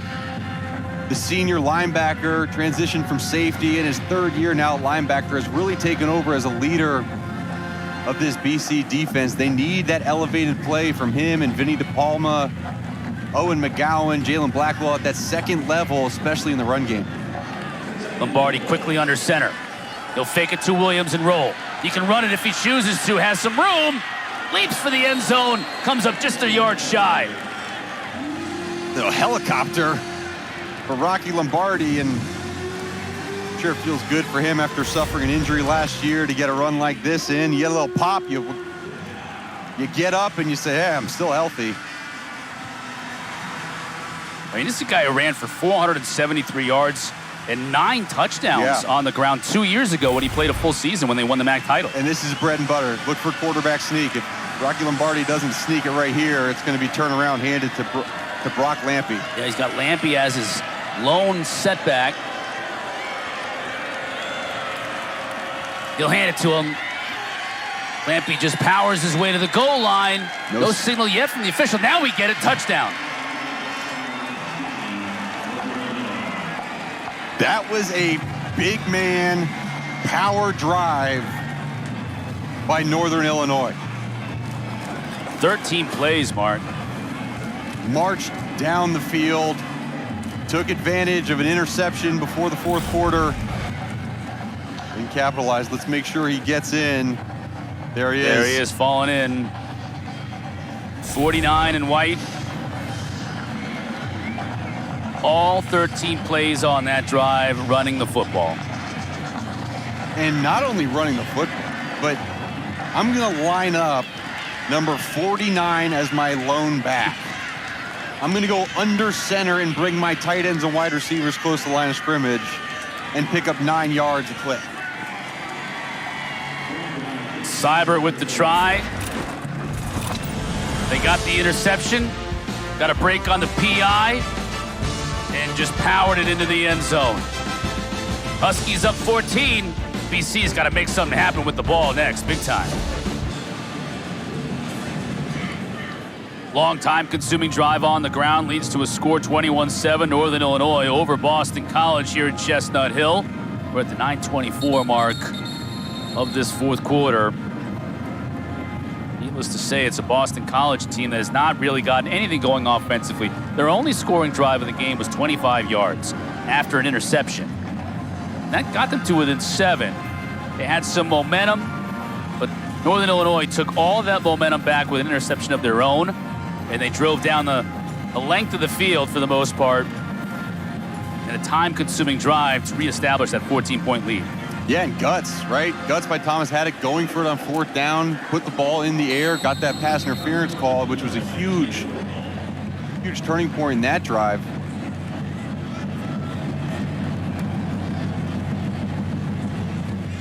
Woodle pops this one high up in the air. Ooh, that's going down. That's dangerous. NIU might have got that. Still on the carpet. The officials will have to unpile it. I think Boston College, yes, has possession, but that's why you kick it off like that. You're trying to find that space in between that front line and the up men. And Taji Johnson was able to come up and make the recovery, but dangerous. Why don't we take a look at that pass interference play on the last drive for Boston College? Pivotal play. We didn't really get to see it live, but watch up here on the top of the screen. That's going to be Elijah Jones. And watch right at the top of the route. Oh, we'll come back to it. Castellanos pushing his way forward. That's a good gain of 5 yards on 1st down. Let's take a look at it again. Yeah, top of the route. You see there's a pull right there. We didn't see it on the first replay, but that was definitely a pass interference call. Jeff Hafley harped on penalties coming out of halftime. We can't have penalties, they'll really hurt us. You see Moorhead back in the game because Castellanos' helmet came off. So he'll have to sit out of play. Moorhead to throw. Going for Griffin. Oh, almost made a spectacular catch, but just slightly overthrown. Javon Bird again on coverage. Very good coverage by Bird, who had the interception just moments ago. Yeah, good coverage. And, you know, just watching how Joe Griffin has been running his routes and releasing. You know, he's a big wide receiver. I think that he's got to use that physicality towards the top of the routes. He's not going to run away from these DBs. 3rd down and 5, Castellanos got options. All the pressure coming, throws it out. Did he get a defender there early? No, the officials say he did not. Crowd here wanted it. Sean Profit got out there and was able to get just enough on the receiver. Take another look at this. Kind of a strange play. Yeah. You know, Tomlin was out there, and Tomlin says, wait, he got here early. Yeah, and it looked like he did get there early. And no peek back for the football. But more importantly, it's 4th down, and Castellanos and this offense is on the field. Down 2 touchdowns with 9 minutes left in the 4th quarter. It's now or never time. 4th and 5 from their own 46. No safeties deep. Look for pressure from NIU. They're bringing it right up the middle. Castellanos is flushed. Oh, he's in big trouble here. Trying to find something downfield. This is Fran Tarkinen-esque. Now he throws for Bond, and he has him for the 1st down. Woo! That's why Castellanos is on the field. That was impressive. And who did he find? Lewis Bond, great outlet. Now we get whistles. Castellanos wanted to go quickly. Timeout. Northern Illinois. They're first. Hammock had to call a timeout. They weren't lined up like he liked them. Castellanos ran all the way back to his own 15 in that play. You know, first of all, good blitz pickup by the running back, but this is all athleticism. I mean, this is Castellanos avoiding the umpire. Yeah, I mean, you know, the officials are out there, and I'll tell you what, this is superb coaching by Matt Applebaum, the offensive line coach for Boston College. All that scrambling, and no offensive lineman proceeded downfield. They had faith in their quarterback and allowed him to make that throw. So often in college football, you see offensive linemen feeling like, okay, my quarterback's going to run it. They release downfield. That was a phenomenal play, and now Boston College needs to capitalize on that momentum. On 4th down, they convert. So now into Northern Illinois territory. Castellanos with the pump fake. Hangs tough in the pocket. Trying to get it to Williams, who came back for it but couldn't bring it in. Flag near midfield.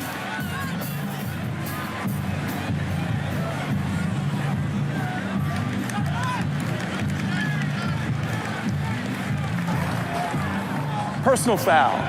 Little hands to the face, defense. Number 14, 15-yard penalty for the previous spot. Automatic first down. Correction, that's number 4. The foul is on number 4. Ray Thomas on the right side of your screen. Yeah, you see the hand up in the neck and continue to lock it out. Good call. First penalty on that NIU defense on the afternoon, just their second for the entire game for the team. It's a costly one, though, 15 yards. BC's in business here. Now Castellanos sends Broom up to the top of the screen, empty backfield. 5 receivers in the pattern, nobody open. Castellanos is going to sprint out. Now he finds a receiver, that's Bond inside the 20, down inside the 15. Mark, I'll tell you one thing about Castellanos. He's been very impressive on this drive, but really much of the day, keeping his head up downfield when he's flushed out of the pocket and finding something downfield. He has, and he's delivered strikes on the move. Pretty accurate with those passes when moving. Safety leaning to Joe Griffin at the top of the screen. Another pump fake. Attack is there, now he can't get out of the trouble. He does stay on his feet, though. Williams and Thomas combining on the sack.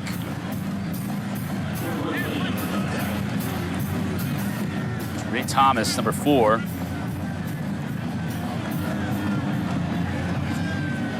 Midway through this fourth quarter. Must-score drive here for BC. It's second down and forever. They can get a first down at the 3. Castellanos to throw. Going to the end zone for Griffin. Tried that back shoulder. Wasn't happening with Finley on the coverage. Really good throw, and those are the plays. That's what Joe Griffin brings to this team. He's a big body. They got him singled up. They saw the safety move away from him, and that should be a touchdown. That needs to be caught by Joe Griffin. Phenomenal throw by Castellanos, but a drop brings up third down and long. What are you thinking here? You want to get half of it? It's third down at about 16, 17 yards to give you a good chance on fourth down. Yeah, and you're down. I mean, you're down 14 points too. You know, shaky field goal situation. Your kicker's never kicked one before. Underneath, that's Griffin. And there it is. You know, not necessarily half back, but now you get back where it's a normal 10-yard passing play, right? You have plays in your playbook for third down and 10. You can copy paste them on fourth down and 10 when you need something. Not a lot of plays for third down and 14. Well, they need something here. O'Keefe in the game, Bond. Both of them will be split up to the top of your screen. That's Griffin at the bottom. NIU showing pressure again. Looks like no deep safety in the middle of the field.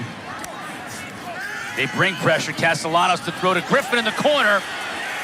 And the flag comes out. Griffin and Bird, a couple of number 2s, grappling all the way down the field. Pass interference. Defense, number 2. The ball be placed at the 2-yard line. Automatic first down.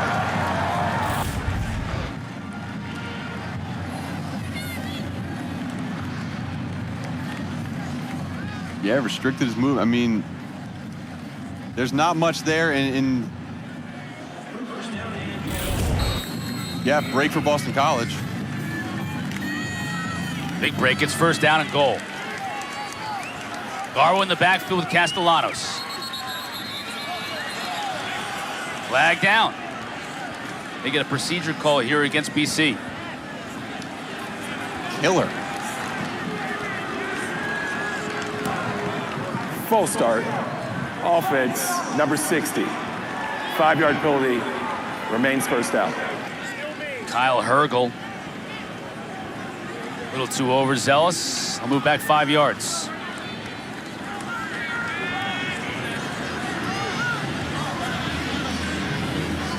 That is the look of a coach that is not pleased with penalties.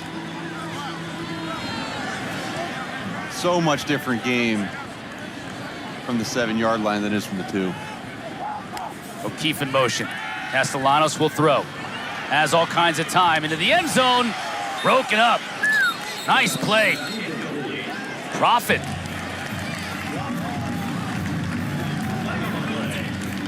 Flag in the end zone, maybe too nice. Let's check on it.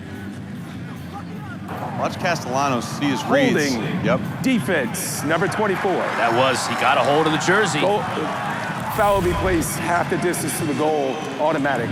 First down. So a little too nice of a play from G-Sean Profit.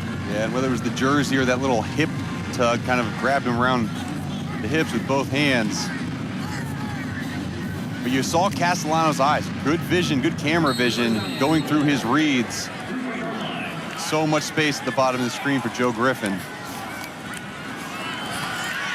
Power run from Garwo. Gets it inside the 2.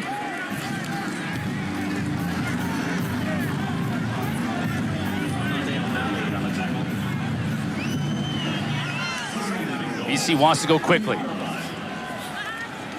Castellanos chased out of the pocket. He's running for the pylon. He'll get there.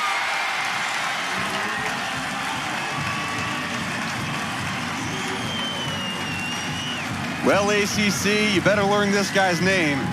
Thomas Castellanos, the transfer from UCF, came here for an opportunity to get a shot, impressed during training camp, was not here in the spring, and he has taken control of this quarterback position at Boston College. Really good speed, and did it himself on that last play. Connor with the PAT. A tick under 6 minutes left to go in this one. BC right back in it. Castellanos looking to throw, nothing there. I'll do it myself. Uses that speed to get to the pylon. BC trailing by 7. Boston College, a 10-play, 59-yard drive. Thomas Castellanos finishing it off with a touchdown run after a miracle conversion on 4th down during the drive to keep Boston College's hopes alive. And they do have hope right now, down just 7 with 5:59 to go. And now the question is, can the defense stop the run? NIU had their way on the ground last series, and you know Thomas Haddock's going to go, if it ain't broke, why fix it? Lombardo to kick off.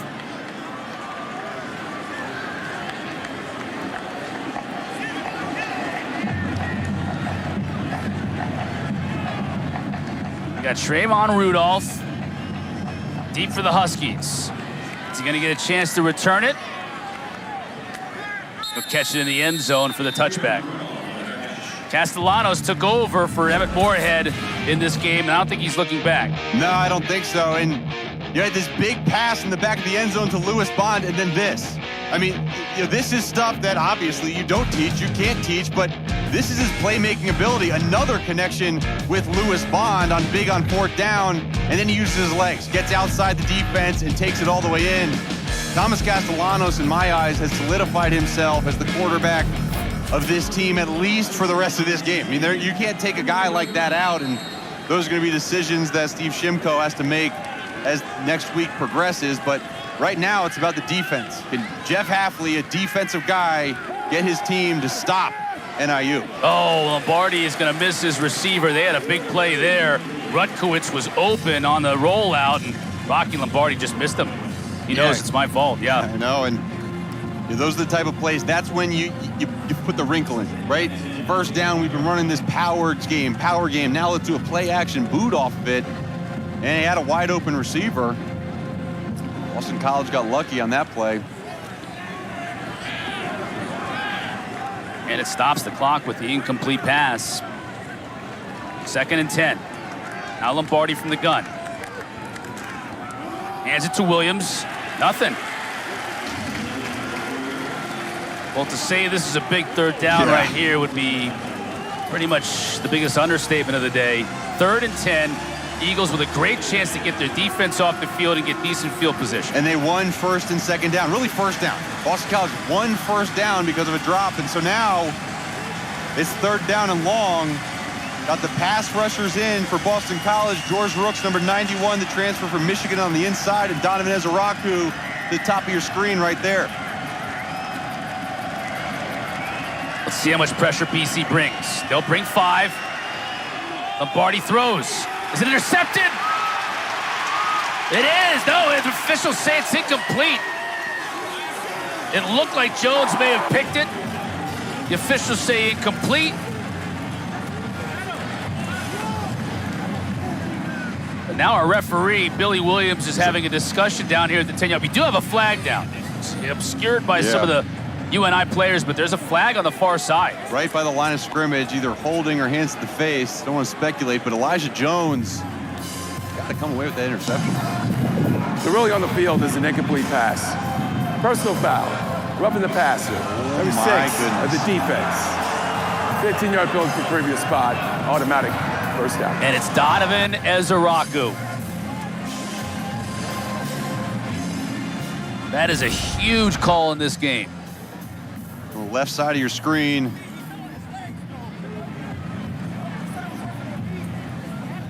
Boy, that is a tough call right there in that situation.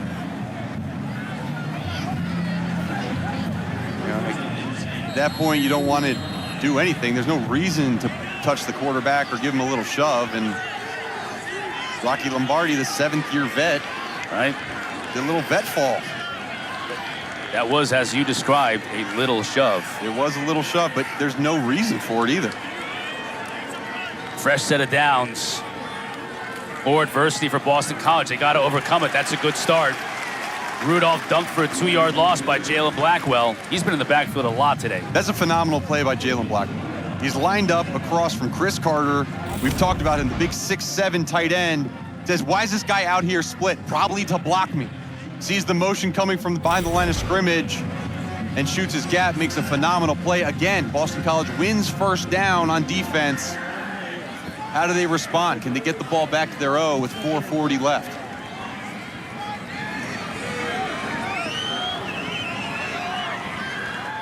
Rudolph again in motion.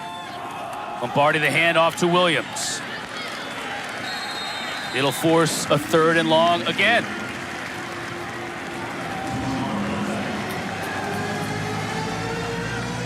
BC's got all 3 timeouts on the board, Mark, to work with.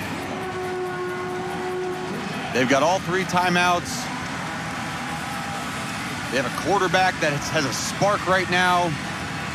The defense has made a couple plays, couple penalties, but right here with 3 minutes and 57 seconds left, Boston College needs one. Showing pressure with the 2 linebackers, DePalma and Arnold. They bring Arnold. Ruckowitz held, and the flag comes out. You can see it. Jalen Cheek got wrapped up with him. 2 officials threw flags on that play.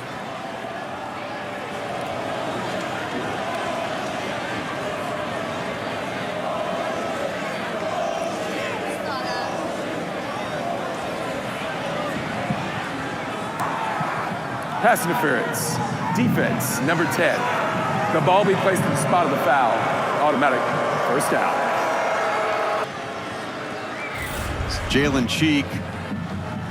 Watch him in the slot, bottom of the field. He gets on his heels. That is 100% pass interference. Good route run. Athlete doesn't like it in real time, Mark, but I think if you saw the replay, you would know. Honestly, I think he's upset with his player. I mean, right. that's you're backing up, you get caught on your heels, and you just reach out and grab. Another first down via penalty. Williams bangs his way into the middle. 1 yard. And watch this route. Step on the toes of the defender. Good job. It just first. Got the defender on his heels, and then really you have a 2-way go. Set the clock to 3:38. Thank you. Media timeout. Timeout on the field. Boston College got to get a stop down 7. Oh, and Coach Hafley was talking to Ashley Stroline earlier in the game about cleaning things up. You know, turnovers have not been an issue. Each team with 1 turnover.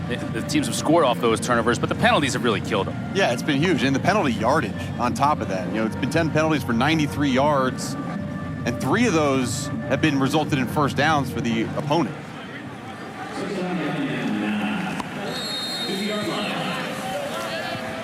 Two on this drive. Justin Lynch in the backfield. He's kind of their slash, do everything guy. Double tight end. Rutkowitz in motion. Trying to get to Rutkowitz. Got him open. Nice play defensively by Cheek, though. That is a phenomenal play. Timeout. By Boston Jalen College. Cheek. Their second. Coming off a pass interference in called against him and just wiping that clear from his mind. Watch him track the receiver all the way across field and then taking his shot and making a good tackle. That is a big-time play from Jalen Cheek, who missed last year, most of last year with an illness. And third down. Look at the third down conversions. Vast disparity. Boston College is 2 for 2 on fourth down, but still 10 for 16 on third down. That's a pretty good day. Ashley, what's going on the BC sideline? Yeah, it has been a range of emotions for these guys these last few plays. They're on their feet. I can tell you, quarterback Thomas Castellanos, he is standing up on the bench. He is waving his towel. He is yelling at his guys, come on, let's go. We can do this. So they are believing that this game, this momentum can shift their way, and they can leave here with a win today. Well, this is the play that'll shift it if they can get it done. Williams. Very conservative call on third down by Coach Hammock and company. Boston College will take their third and final timeout, presumably force a punt and get the ball back.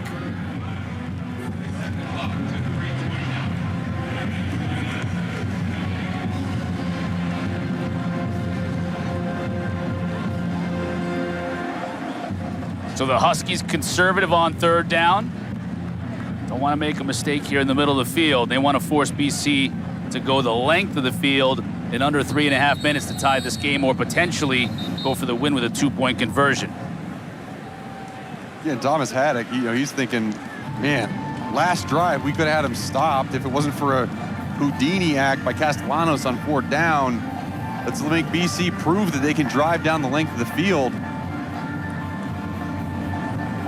Good stop by the defense, but now it's going to be pressure time. Thomas Castellanos, first year at BC, first few months at BC. You don't enter the day as the starter. Now you're going to have a chance to drive your team down the length of the field and a chance to tie it up or take the lead. Foley will punt it away. Williams will receive it end over end towards the corner. It's going to bounce out of bounds at about the 15. Let's see where they mark it as the official steps up. He'll mark it close by at the 17. So another punt inside the 20 for Foley. Giving Boston College a long field to work with 3:23 remaining.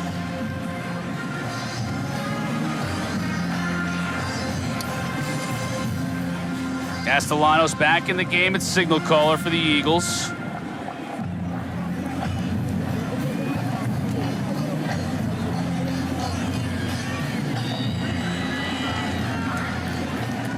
No timeouts remaining.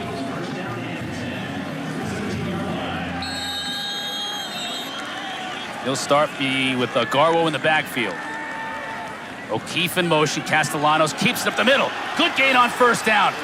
Out to the 33. That's how you start a 2-minute drive. Good run, big chunk. And even though there's more than 3 minutes left, Castellanos wants to go quickly. A lot of pressure up the middle. As his receiver, Takis, intercepted! Tipped by Takis and intercepted by Valkersel. And there it is, George Takis. That's 2 drops in this game. That one needed to be caught. He does a good job. You see him at the top of your screen, pivot back around, little bit behind that. I mean, you got to catch that. I mean, that's right in your breadbasket. Quarterback's making a fantastic scramble play, and yes, it's a little bit behind you, but you got 2 hands and a body on that. Great play by NIU, and thank you, sir. Appreciate you. Nate Valcarcel, the transfer from South Dakota, may have just sealed it for the Huskies.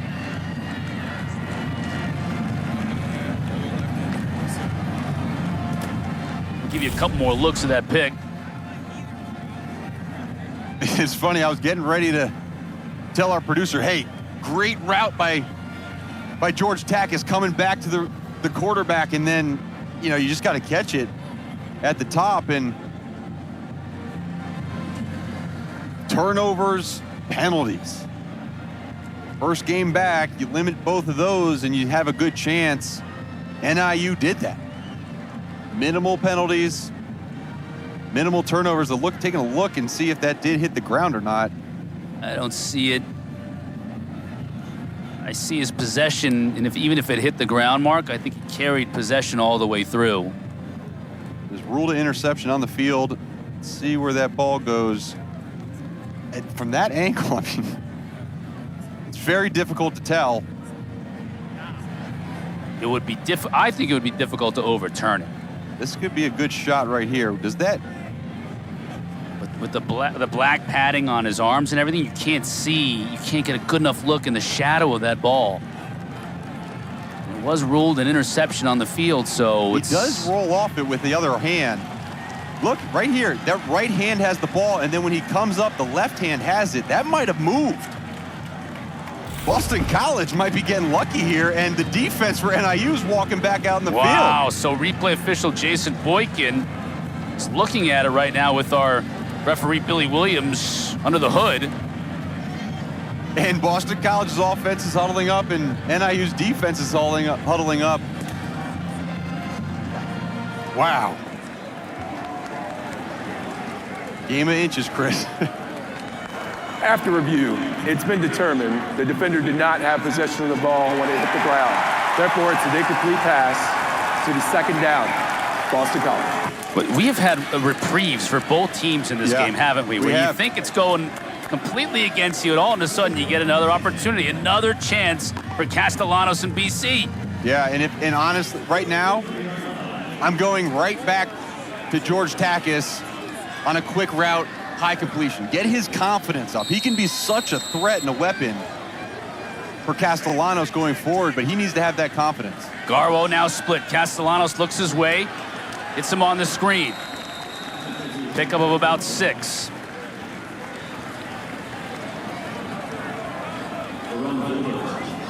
They'll give him 5. Second down and 5 with the clock running. Third down, check it. Third down and 5. Castellanos will do it on his own. He'll pick up the first down near midfield. Clock continues to wind. Remember, it doesn't stop for a first down until 2 minutes this year.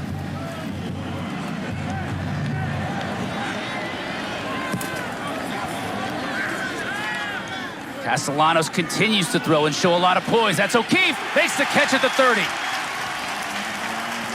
22 yards on the strike. Phenomenal throw. Great job putting it out in front of his speedy wide receiver, Ryan O'Keefe. These two played together at UCF. And now they are both stars of this Boston College offense. And going out of bounds, the clock does not stop because it's not within 2 minutes. I feel like time is not that much of an issue anymore. It's not. At the 30-yard line, I feel like now it's more a matter of just executing your plays. And they'll have 4 downs to do it. Castellanos, the pump fake. Now he's going to the end zone. As a receiver out there, it's Williams for the score! 30 yards! Thomas Castellanos.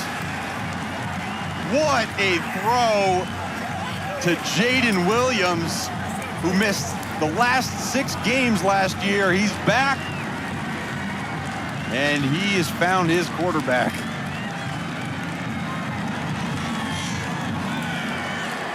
And they're going for 1. Connor just squeezes the PAT in. Remember, Connor is not the kicker that they planned to start the year with. That was Connor Litton, and Liam Connor comes in, the kickoff specialist. And he's been good today. 21 all. 83 yards on 7 plays, just over a minute and a half off the clock. Just such confidence in that throw. Understands he puts it out in front. Got the right loft on it. And a beautiful route by Jaden Williams. If that face and that emotion doesn't get you fired up as BC fan, I don't know what will. How are they going to replace Zay Flowers? What are they going to do? Who's going to make those big catches? Jaden Williams comes up big. I mean, it's been Williams, O'Keefe on that drive, Bond with a couple of catches. The depth and the committee approach with this receiving room, everyone's stepping up. 26 rushing yards, 57 passing yards by Castellanos on that drive. All 83 yards responsible for. And now there's a minute 44 remaining. This defense, once again, has got to step up. After the touchback, Rocky Lombardi. Injured in the 4th game last year for UNI, or NIU rather. Been waiting, chomping at the bit. 25-year-old in his 7th season playing college football. 7th and final season. Been waiting for just this moment. Minute 44 on the road.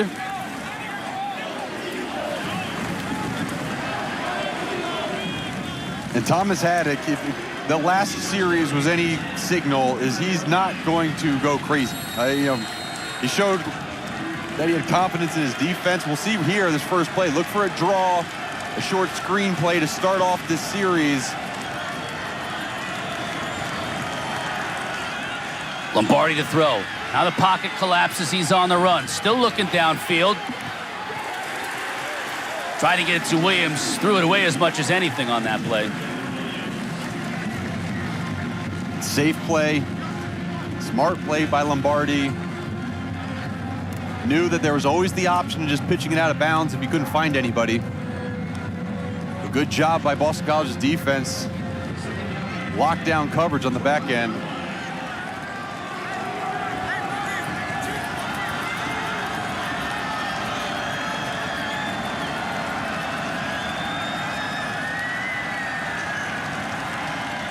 Lombardi to throw.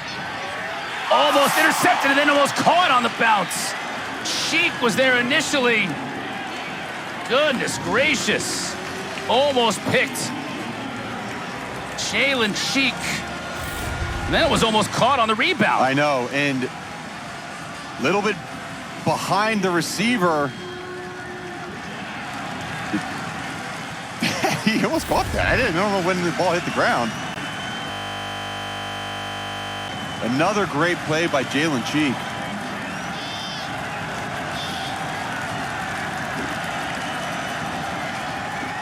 Third and 10. Will BC bring pressure? They don't. Williams tries to run for it, gets stuffed at the line of scrimmage. BC has no timeouts remaining, so the clock will wind, but they will get it back.